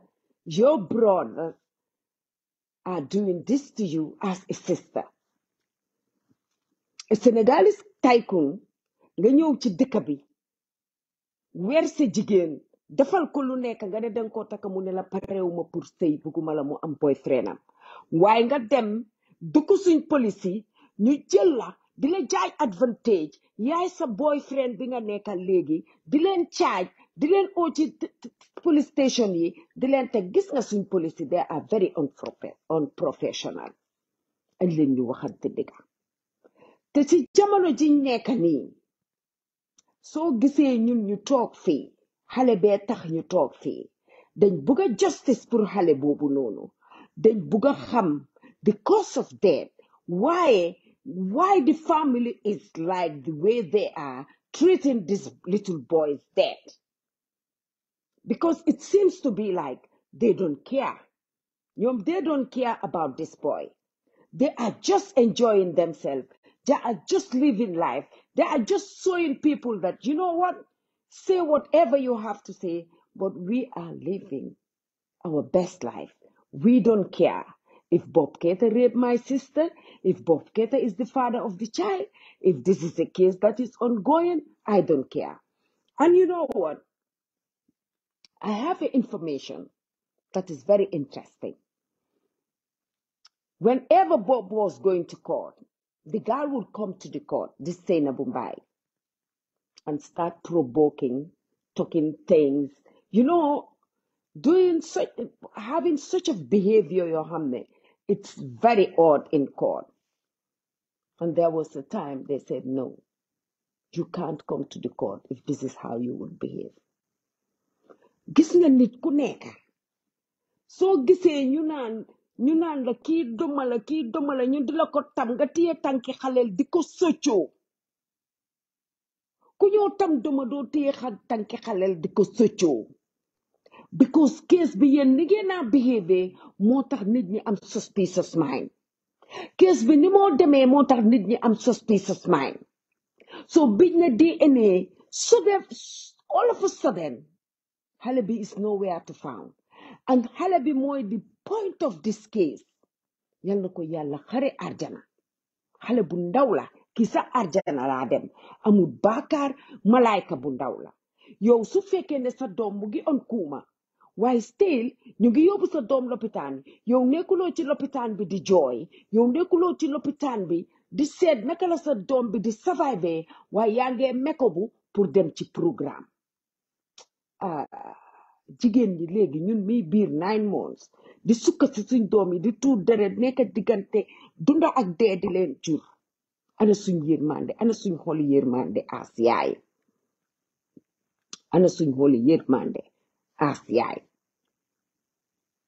dañ ko war a am no matter what family bi ñoom ñooy celebrate deeyi xale bi waaye nekkut ne nit ñi nekk social media ak nit ñi wax si lii gis nga ñun liñ bëggoon rek ñu jël DNA bi su fekkee ne boobu dafa am xale bi sex that is a rape su fekkee ne boyfriend bi dafa am moom sex that is a rape at least am na dëgg buñ establish foofu from there ñu woo keesi boot bi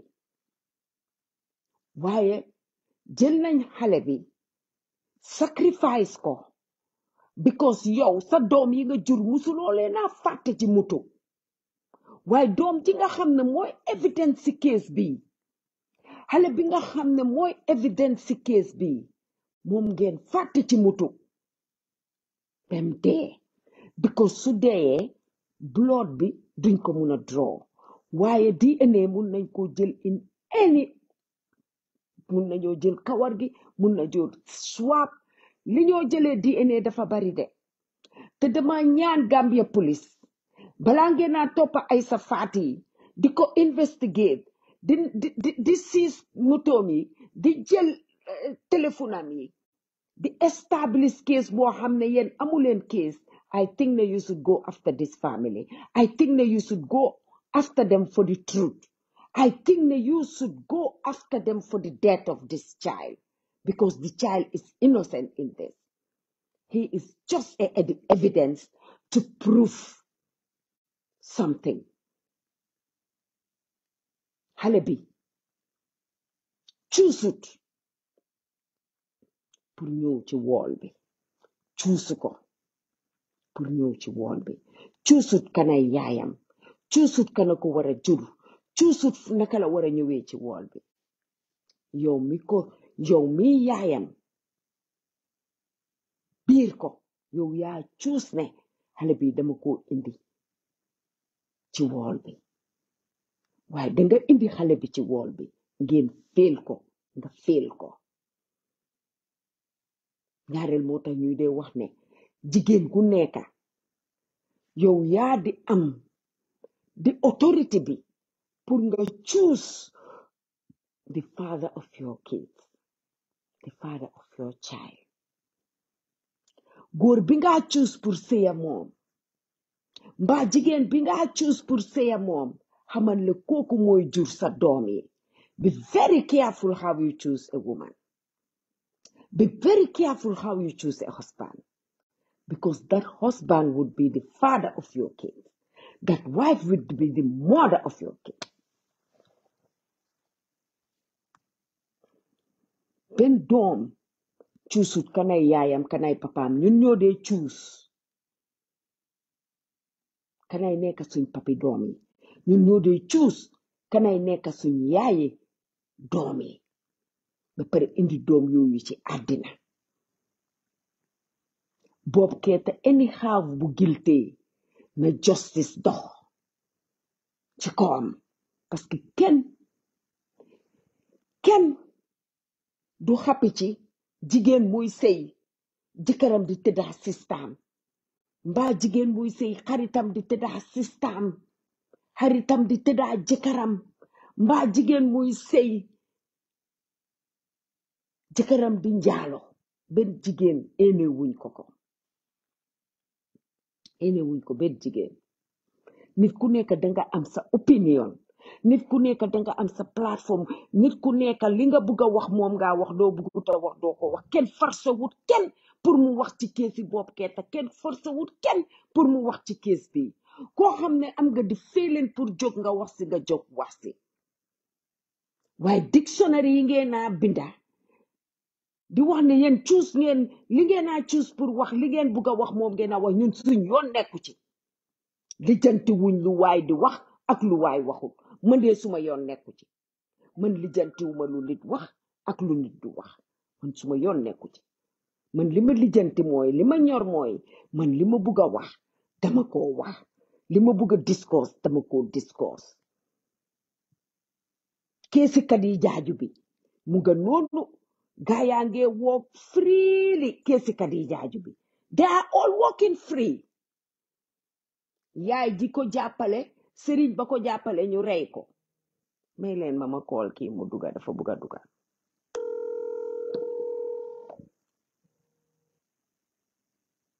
Assalamualaikum. maaleykum salaam Auntie. yaa ngi ci ma call ma contribute. yow nama naa la de yaa ngi ci biir Mala raw.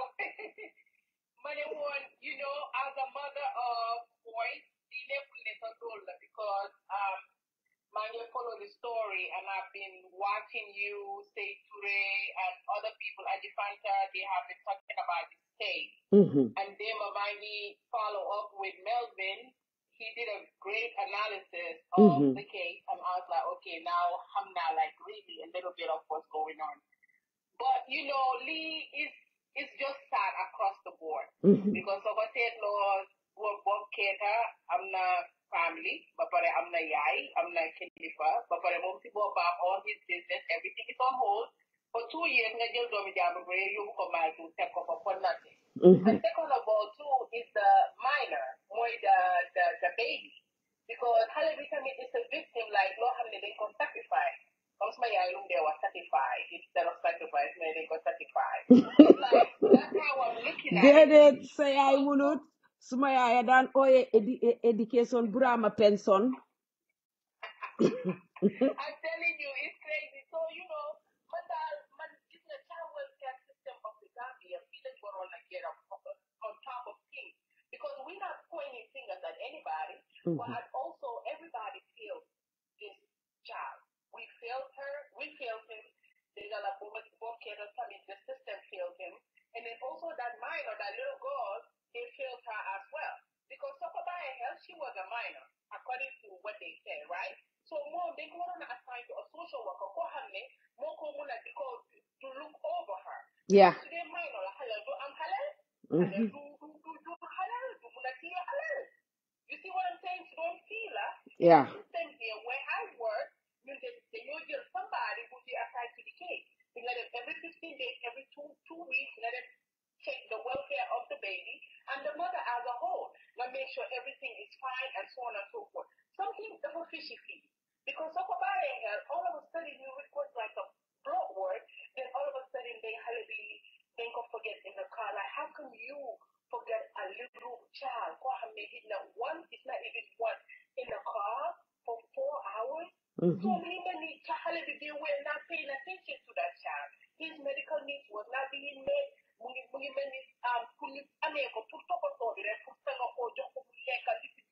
Maybe something was missing. You understand? Because new society so I made them out of wedlock how they look at you and pay attention to that kid, how they're gonna be looking at that child as a whole. So it's sad. But I don't you go it's not about that, but they want to be very mindful because today they know just in Tom, they discuss all for nothing, for no background, like I'm not any evidence. Okay, don't put you police, let's take for what? For what? Because my fucking okay, go ahead. It's a lot of guys out there. It's a lot of them. They're going to follow up with your life and do whatever it is. But I have when you get on TikTok, once I'm old school, I don't have TikTok. I don't need to do none of that. But today more, it's not I don't want to be fair, but we get focus on other things. People treat different. And then also, maybe she's a kid. She don't know what she's doing. Maybe she was even forced to do this thing. Family members, this no pressure in the day. So I'm telling you something fishy is going on here. But for the senior is in a layer. I can't be in a layer, but at the end of the day, one day she's gonna tell the truth. And I know the truth is going to come out. Realize either definite blood work, which I don't think they can get blood work done because the child passed away. Maybe they can go through the heart. I don't know. Maybe they can do the saliva or from the hair. They can do all that. But at the end of the day, it's gonna come out. You understand? It's gonna come out. So that's the bottom line. You know, Manda, I mean, that's my regal law. That's my regal law because I'm worried for my kids' safety. How will they be taken care of? It's like it's just sad across the board. It's just sad. But for the politics in Gambia, go through, but it's like something is fishy here. Something is not right. man naa la jox $10 rek yow su ko defee nga cover ma for all bases. This is not right. Where is the law? Fan la law bi nekk, fan la loi bi nekk. But anyways, let me stop. That's all I have to say. You know, I think we need to revamp the social welfare system to protect our minors and our little kids more properly, because I think that the system really fails these little boys, to be honest. Definitely. It really Definitely. does. Yeah, Definitely. yeah. Definitely. Jërëjëf. Jërëjëf. All right, salaamaaleykum. The system bi moom fail na xale yi ba pare xale yi nekk ci seen onda yëpp lañ war a jël doomi boobu ke tey ñi nekk foofu yëpp dañ leen war a jël.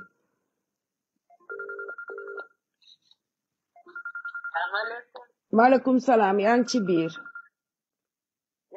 Mama Salim. xaaral ma dugal la afta. Mama Salim mbala fa warata ni kuya warata femma warandi fo kes ni tata nyame. Ha. Ndena no malaika ndinnati nyumudia mo manyana futala nyintofa. Nyilialon ne membe nyinkuo koto wala tinna be menkela yake. Hani wulo ni wala betwa du yake la moto kona fata biba tarla me atu moto kono. Abe selo kono. Sai muna tinna nyinna wulula be woltula ke still now. Muna tinna mawol muta in the first place till I'm Bobby Finti. Ni tolialo ilate fanna nyinko mutonya binye nyineke. Hey, an kakatulu nyola mbafula ko Gambia mfa wale Gambia keten. Abant. Nyimanya amaina futala temfambi. Mo kilindaro na belula konye ko itele nyimfa tambi. Atekena ja. Mulle kele wuloto muhani wuloja mobuga hanya tutwa du banko fanka bungo kono akili sako band moto kono. Kandile be Gambia. Dumande ne ya mwede na no moto kono Gambia. Bari yalo mfango memo problem oti dimfula le bate bulu. Silang ado dingo ay se nyina no woto moto kono bara nene ma nyina dinna moto kono ni muso. Yo. Kule be nyin koto. Ate meye nyina ta dinno wala moto kono sila kele nyanta soron. Diamo beba bari Gambia ni medala sosoto ni ndoma mbututo soto ite data diam ni moli ya fa kombe nen kande ni mol diam de kutubabu ko dasiyata bar mol be fenne je kan me alon ko amanyan kala amanke sila tola na mol kafo wala mol kafo jambo hani di way karam moto ji wato sito ni tebe leto katara ibe ikamulu ni be chafarla Abant. ni ko ta tele fula saba nani njaw de ko kalam te to police la kaneda da ko muna na wata titi mo ibugatol kamay kalit ila case killing officier call killing fula saba abuka nani nja ibugete da foitele call mbina kana nyina keta bari de moge mune be mo dala ni ko Gambia aga abuka sati drone ani ko ala warata Make fa. wandi di mota yo limoto kono mun kandile be Gambia ye di musike tata foi bita da me o foto muna na bidi hanna kara mo Iko bari ngole nyina tala moto kono. Iko bari ngole nyina tala moto kono. Bari. Kone na nyina ta mola bidi asika foi abula ni moto kono e manyina wala ñun mu tilimbalol nin tawlale ti tolle yale be menke kan ani ibe baraka menna ñing ñanta jibe la de nano ñanta tala postmati na fola no na wan ya make so ya londi det ko mune dinni ngo fa kandile be Gambia mu moto sifa be Gambia montoro wati nani mo singina halema dingola kono fo mol malon ko mole be nyimoto kono dinobe ko mo woje mo Yo, wala Gambia me yalo ko molu nera motolo ndi baji bela be min sunyala ji.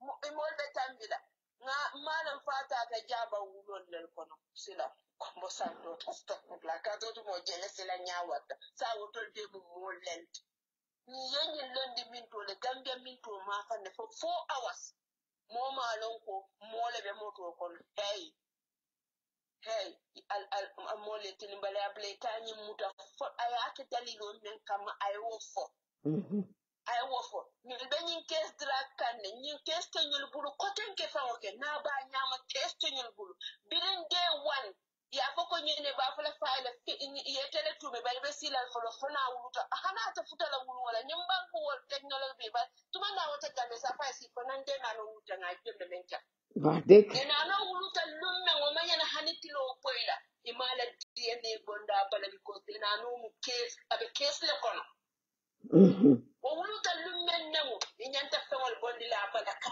keste straight kala be case le kono mayna tambila 12 hani 1 hour iman DNA bon wodi no bala wulu la to case tenyul bulu ye wandi dingo bula ibe menno mala imafo ya ko dry senia abe tumro la kono tangaje wala nyama abe tumro la kono hano di no me abula maybe wonta nyulial na me yake itoliya lonni ida mali ya lonni imam pare ibe men nyi wala nyim pale mo wala fotro mama salimatu ngebula mol be siare abaraka fanansi bol ga baraka ba ke ka ka ala baraka ma gamia no ni la ga ibu ke mo nyonya ma ya da mo ro ken te mala mo be mol da sina abaraka ba baraka wax dëgg lim wax mooy dëgga fi mu nekk xaaral ma dugal sëy moom mu wrap-up ma tëj live bi parce que my husband is sit na the garden wait for the wife to come. We sit and enjoy our evening.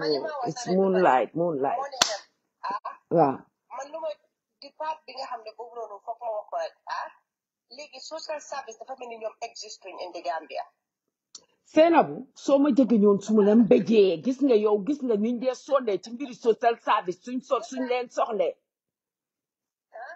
yow gis nga suñ amee keesi xale yi ba war a lijjanti social service ñu dee sonnee yaay toog fii di wax waxi social service waaye bii nii tamit comme que ba pare tamit mama san kaa ma wax la leen tamit xale boobu noonu dañ accuse ne is a product of rape case rape moo happen xale bi juddu non waaye xale bi mu juddoo rek dañ waroon a jël DNA am ci saasi ba pare jël ko yóbbu ko foofu sax foofu romb nañ ko because DNA bi boobu dañ ko waroon a establish ci beginning bi but you know xale bi yéen fly high in Jannah xale bi is very innocent so waaye li ma ci gën a jaaxal ko nekk boobu depuis trial bi naka depuis lii buñ ko accusé ba tey kenn musut a dégg fen fi nga xam ne gën a friends ami ak family members nga xam ne ñoo Richard man si laa bokk man si friends ami laa bokk te Richard naa si moom te wax naa moom personally in a private setting but léegi bokkeeta kenn musut a gën a fu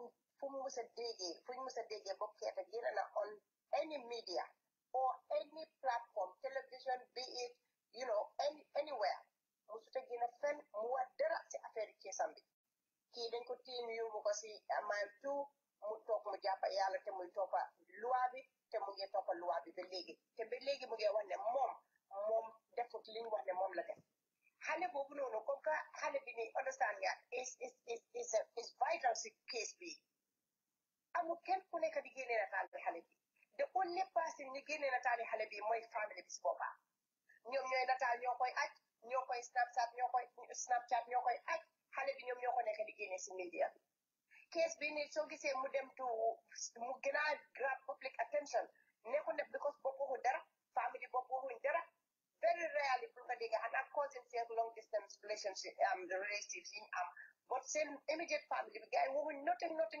waxuñoo kenn dara ñii ñoo nekk di ñoom gis nga seen own liñ nekk di def moo nekk di play out te moom la public bi gis te loolu la public bi nekk di base seen judgment on ñoom seen bopp ba pare ñii léegi dafa doon sa police yi dañ war a toog seen eye bi to this family the same family ñoom ñu ne xale bi dañ ko rëy documents moo ne ne xale bi was naka doon sa from investigation ak nit yi duñ nekk di wax moo nekk ne xale bi is already mu ngi sexually active from ages ago kon family bi ñoom seen bopp ñoo neglect xale boobu noonu ba mu biir because under their watch xale boobu noonu ñu mu ngi naka doon sa under their watch gis nga ni nga waxee ni am na ku record snap bu Seynabou Mbye def mu def afternoon yónnee ñu ko man yónnee nañ ma ko man ñu ma ko yónnee mo ci sama téléphone bi mooy tey bi di because nit yi day shock mu ne afternoon nap xanaa dëj amut xanaa dëjuñ xale bi bu dee mi sa exegut I think tomorrow or something. Why, Neil, what is the case? You know, Halebi Gambia la day. Dañ ko yóbbu like to Medicare then to to Banjul. These are unconfirmed from what people are saying. To Banjul and buñ ko yóbbu to Banjul ñoom family bi seen boppa ñoo laajte pour ñu discharge the kid. Ne dañ ko yóbbu to another hospital, I think Jammeh Foundation or some other hospital. But after nag dañ jël xale bi ñu airlift ko because the videos are there. So ñu airlift xale bi yóbbu ko in Senegal. While the child is in Senegal, ñoom ñu continuer seen party ñu def seen party. Léegi xale bi dina bëri bi excewut anti bi mu ngi Facebook moom mu ngi Snapchat. So léegi moom naka la ko nit yi yow moom su ne su so insensitive to this case moo tax nit yi mënuñoo understand the insensitivity pour naka la nit ki sa nephew moo just gaañu.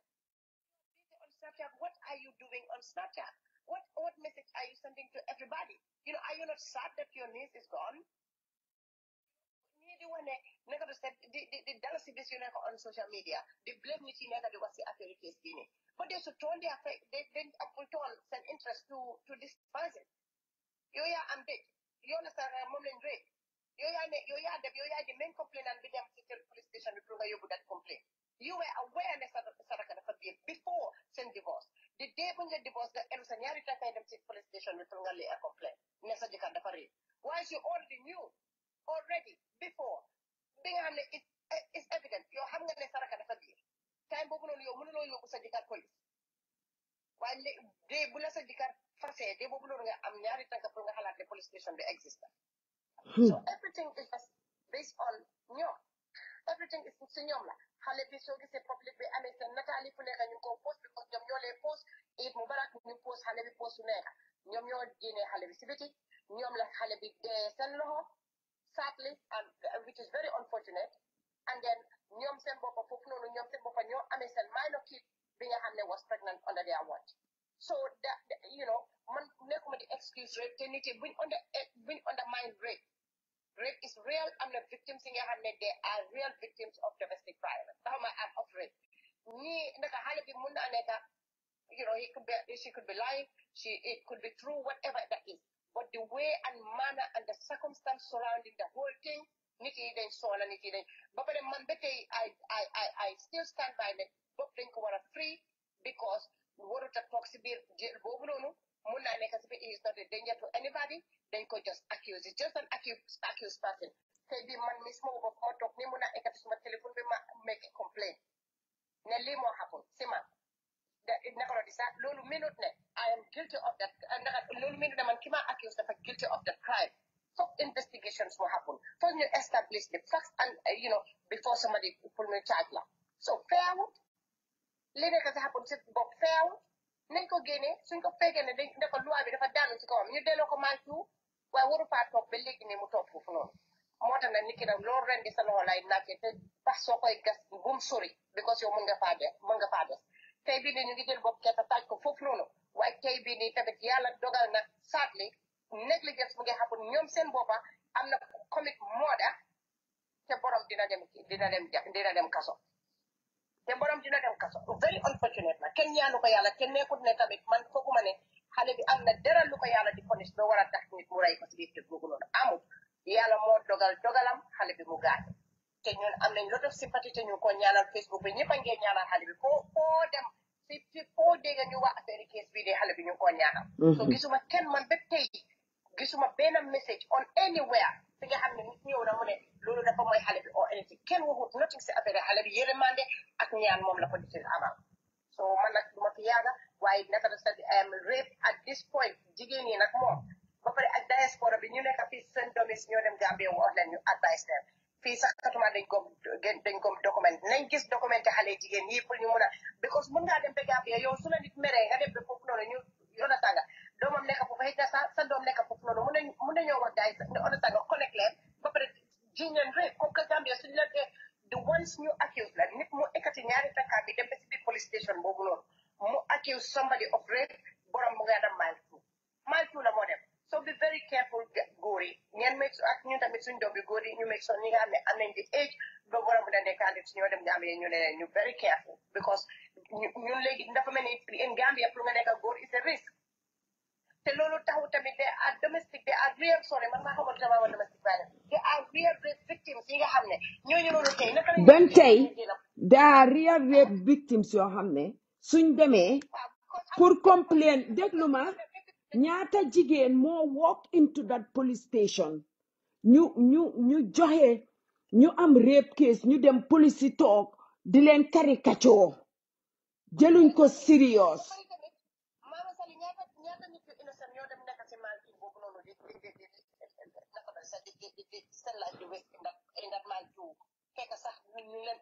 non waaye Sainabou xam nga am na benn time am na luñ bindoon one time jànga buñ rape mu dem si police station bi di launch di joxe complaint ne dañ ko rape ak yooyu accuse ki ko rape police nekk foofu di ko ree di ko ñaawal naan ko yow damal toog xaw ma naka loolu amoon na li happen mooy demuñ arrest ko waaye this is about Baboucarr Bob Keita and this is about somebody who has the money somebody who have power at the Justice Department called Idrissa Fafa Mbye. It says naka la tudda uncle waaw am na ñu bari rape case yu police yi am yu bari follow wuñ ko up arrestuñ ñi leen rape ba pare di caricature ñiñ rape loolu am na Gambia rape victims yu bari ñu ngi Gambia they don't take it serious so how can they do this selective justice moo nekk Gambia ba pare tamit saa yu la accusé ñu yóbbu la in mile two nga toog ko pro yow ay years laa la wax years waaw loolu xam nga Sainabou the tactic here is mun na faa toog 1 year 2 years just to teach him lesson and then one day Bob would walk free and they would say they dismissed the case they have no evidence or blah blah they would find something but lan moo ko fi jar pour ngeen jël ko teg ko benn place ci loo xam ne for many years pour rek prove a point ba pare ñi ngeen war a arrest pour rape ñooñoo ngeen dox free ana waa ji rape kat yi jaaju rey ko kidnap rape ko ba te daa moom as a minor biiral ko kidnap ko yóbbu ko oo yaayam oo benn sëriñ ñu jox ko xaabs biiram bi tuuru xale bi dee mu bilit ba dee doomam bi dee ci siin bi ñu arrest yaay bi arrest papa bi arrest boy bi arrest sëriñ bi bañ demee police lan lañ leen wax mu ne leen man suma nijaay is a top police officer mu call nijaayam ñëw ñu firi ko mu dem yoonam on bail ben tey mënuñ koo arrest mënuñoo def dara si case boobu noonu ndax case boobu noonu case Bob Keita bi gën na koo garaaw case Bob Keita bi gën na koo garaaw waaye dafa nekk ne Bob amul kenn ci top officers yi amul kenn Justice Department amul kenn koo xam ne am nga nombo tànka am nga doole pour xeexal ko Sainabou Mbye have Idrissa Fafa Mbye at the justice and in a very high level continue yeah man lu ma jeexal man léegi dafa tax ma gën a question sax comme ñi nga xam ne ñooñu noonu amuñ kenn ku leen taxawal xamuñ kenn amuñ doole ñooñu noonu moom suñ la accusé rek yow moom dañ laa enu nga toog si mile two bi nga rot fa because am na ba pare ñu ngi wax ne am na ñu bari ñi nga xam ne ñu ngi leen remand in mile two seen ñoom eggaaguñ sax for so many years eggaaguñ sax si court bi loolu is just wrong loolu is illegal man understand wa sax naka lañ nekk di demee with all of these things ñu naka lañ mën a développer si ñu naka lañ mën a développer sorry am na ku ma kooloon léegi xaw ma ne yaa maa dégg ñun naka la ñu move forward ñun su injustice nekkee the reality of the day li nga xam ne everyday injustice moom ngay gis naka la nit sorry am na ku ma kool ni rek naka la nation di mën a strive in this circumstance everything is just failing right in front of our eyes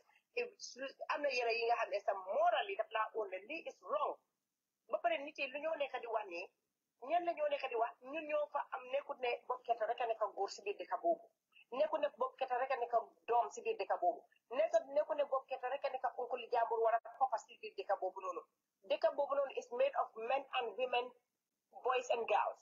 So léegi dañ am duty pour ñu protect every girl child equally dañ am duty pour ñu protect every boy dañ am duty pour ñu make sure rek ne fake rape claims yi nit yi they will not get away with it. We will make it so difficult for anybody ki nga xam ne da ngaa foog ne da ngaa jóg nga mun neex la nga sol sa daal nga dem si lifin nga dem si police station nga report ne kay ma woon a dem Mama Sali gis nga Mama Sali su la nit defee dara mu métti la mu def la dara li nga xam ne it hurts you gis nga yow you don't want nobody pour borom mu to be punished for the crime bëgguloo seen bu ñu punish ko pour crime yi jàmbur bëgguloo Freddy ñu punish ko pour crime yi jàmbur ki nga bëgg a moo nekk ki la hot moom nga bëgg a pour ñu punish ko let me tell you nit ki nga xam ne am nañ ñeneen ñi nga xam ne am nañ bàtte te duñ relent mukk fee gisuñ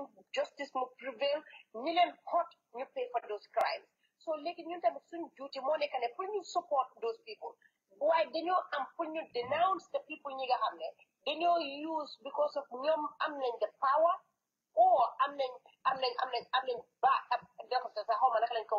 the backing Seynabou xam nga I know gis nga boy bi réeb xale bu boy bi Brikama dañ ko béel dafa réeb te moom xale bu góor la réeb ko ñu arrest ko mu dem court ñu grant ko béel yes flip-floppy suñ justice system bi te nit yi gis nga justice gis nga léegi bopp keta luy happen si kisam even tey bi nii suñ demoon sax ñu find ko guilty it will be very difficult for the public when you come to terms with ne is guilty you understand because nekkut ne comme like bopp rape na or rape it is just the way naka sa ñi nga xam ne ñoom lañ mandate pour ñu take care of these things from the investigation to the courts. But there are a lot of things. Man, George, is a man question the judge. The way they handle this case. It's not accomplished to this. They handle case very badly. I have a question to ask. It's just an opinion. Because look at George Bobulono. In this day and age, not George Bobulono. But Seynabou, a judge that would not come to court because your driver didn't come to work. A judge that would not listen, a judge that would not come to court because you went to Gamo day before the court and then you haven't slept. Just listen. Then you cannot sleep. Then you don't have to come to court. You know what? Somebody's child is accused and you should make a decision, but you keep on giving excuses as a judge. How serious is the court system? Ba pare xoolal lim wax de dama demoon Gamo yow nga ne jullit nga yow ñu ngi laa fay yow déglu ma yow nga ne jullit nga yow ñuy laa fay salary pour ngay xëy suba di liggéeyi di jox doomi Gambian yi seen right waaye yaa ngi téye salary boobu te defuloo sa liggéey nga mun a jóg ne yaa ngi sol sa xaftaan sa gube set taka sa geño caaya dem na danga dem juma dem na danga dem Gamo toog foofu di sikkar suba ba ngoon di turi yàlla boo xëyee suba def lu dangerous ñoom dañ foog ne yàlla la ñoo nax seen boppa la ñoo nax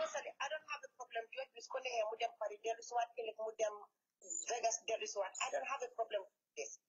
Why you because of your decisions you make will not directly harm the case. Who I have a problem with because George B. Muge demand the blood test from the said boyfriend. That boyfriend, kukununu ame lawyer correct mo am halis. Kukununu muna gini bopam because it's not like lunacy wa am bako diplusi on someone. It's not a party to the case. It's not party to the lawsuit. Yeah, it's not party because li tax nekku fa turam nekku fa lu tax turam nekku fa Idrissa Fafa Mbye moo ne bu ko police charge police they recommend to charge him We are talking now at this initial stage because boyfriend beginning case from the investigation. Legi ñu ngi move past ko noonu ñu ngi recent lo happen last week moo nekk ne léegi yow góor bi bokkut si lawsuit bi léegi nag nga bëgg ko ñëw nga boole ko pour ñu dem jëli ji déene nekku ne dafa ñëw pour mu testify de soo waree testify nga bañ a testify man su dee man la dama demut dew ma fenn du doole jël suma déene léegi yow soo waree soo bu dee bindal ko as a witness is different because boobu soo bañee mën nañ laa jox order nga FCC court bi immediately right they arrest la indi la fa but this is not the case dañ wane pour ñu ñëw génnee sa DNA pour ñu ñëw jël la blood test la boobu noonu it's against your human rights kenn mënut laa force pour nga def loolu so kooku su amee lawyer correct dañ koo génnee si case boobu yow already judge bi si ko xam na case bi because mënut a ñëw jëli ji naka ba sax mënut a ñëw boole understand mënut a boole boyfriend boobu that is one thing yeah léegi naka la ñoo establish the truth léegi leena rek la moo nekk pour boobu gerte ak doom ak xale bi pour ñu jël blood test why is the judge asking for blood test in Europe fii su ñu ne DNA where you going te nga dem ñu jël génne sa hair follicle si sa root bi ñu génne ko oo ñu génne sa saliva ñu dem ñu defar la sax do you need a blood léegi fu mu nekk ne xale bi gaañu na saatli xale bi gaañu na léegi si odaam bi mu ngi fa boole pour xale bi mu ne xale bi papa naka doon sa bopp keeta ak boyfriend bi so ñooñu la ñu war a DNA léegi boyfriend bi moom mun naa jël lawyer mu dellu si waat du bokk si case bi du jël DNA léegi xale bi gaañu na xale bi ba léegi mën nañoo jël DNA si xale bi moom waaye ni moom moomu DNA moom dafa ne blood test xanaa mu bi base that decision moom George bi xanaa mu bi base decision woowut ne pour ñu dem jëli ci DNA dafa request specifically blood test moom DNA la miin si loolu Seynabou bi ma gën a naxaat lu tax state bi di object si boyfriend bi pour bu mu jël blood test bu dee ñoom dañ bëgg a establish the truth establish facts am evidence ne ndax rape amoon na ndax ñaar ñi sax dañ faada doon that child the late child so anything gis nga suñu ñëwee si ba pare police yi man police yi foltuma leen si fii ak woon police yi foltuma leen si fii police yi def nañ lu ñu war a def moo nekk dañ war a investigate nañ te dañ war a charge boy bi ñu charge boy bi state bi bot in ñoom ñu drop charges yi loolu rek la ñoom li ñu war a def lu ñu leen mandé ñoom dropuñ charges si de state bi si boppam ñoo drop charges yi déedéet state bi déedéet xam nga police station dafa police ak justice department ni is two separate bodies moom laa wax ma ne la police yi dropuñ case bi justice bi ñoo drop case bi justice department waaye police yi def nañ lu ñu war a def ba pare because they war a investigate charge boy bi def nañ loolu waaye yow the same we are speaking the same language here moom lay wax benn nit rek la gaay dese because ñaari suspect lañ am benn bi state bi si boppam ñoom seen business si lam bokk ñoo foofu la ñoo dugal seen gémme so léegi for that reason boy bi mën nañ koo jël pour ñu yóbbu ko si naka tari sax si loi bi léegi benn nit rek la gaay dese escape ko mooy boobu fii la ñoo rapopé ma bàyyi leen because it's 11:15 te dañ nekk holiday ma suma góor gi dañ war a enjoy suñu boppa dañ war a relax te bu ma kool nag te bu ma kool aw ma benn affaire waaw jërëgeen jëf fii la ñoo emee mbir mi dinañ ñëwaat an other date any update dinañ ko indi waaye ñëwuñ pour ñaawal kenn ñëwuñ pour take side ñëwuñ pour lifin waaye dañ am jaboot dañ am suñ xola tooy suñ xola fees ñu gis na ni justice system bi di demut teguñ ko ci dëgga teguñ ko ci yoon te dama bëgg a yéen ñëpp ngeen dem follow keesi Aïssa Faty bi ngeen seet keesi Aïssa Faty ngeen seet ndax loolu justice toog na fa soo leen demee Mimbe Kering si page Pa Modou di ngeen gis keesi Aïssa Faty soo leen demee Watson Gambia di ngeen ko fa gis because this is the advantage to the max injustice to the max bi nga xam ne ñu ngi ko teg Aïssa Faty te Aïssa Faty suñ sista la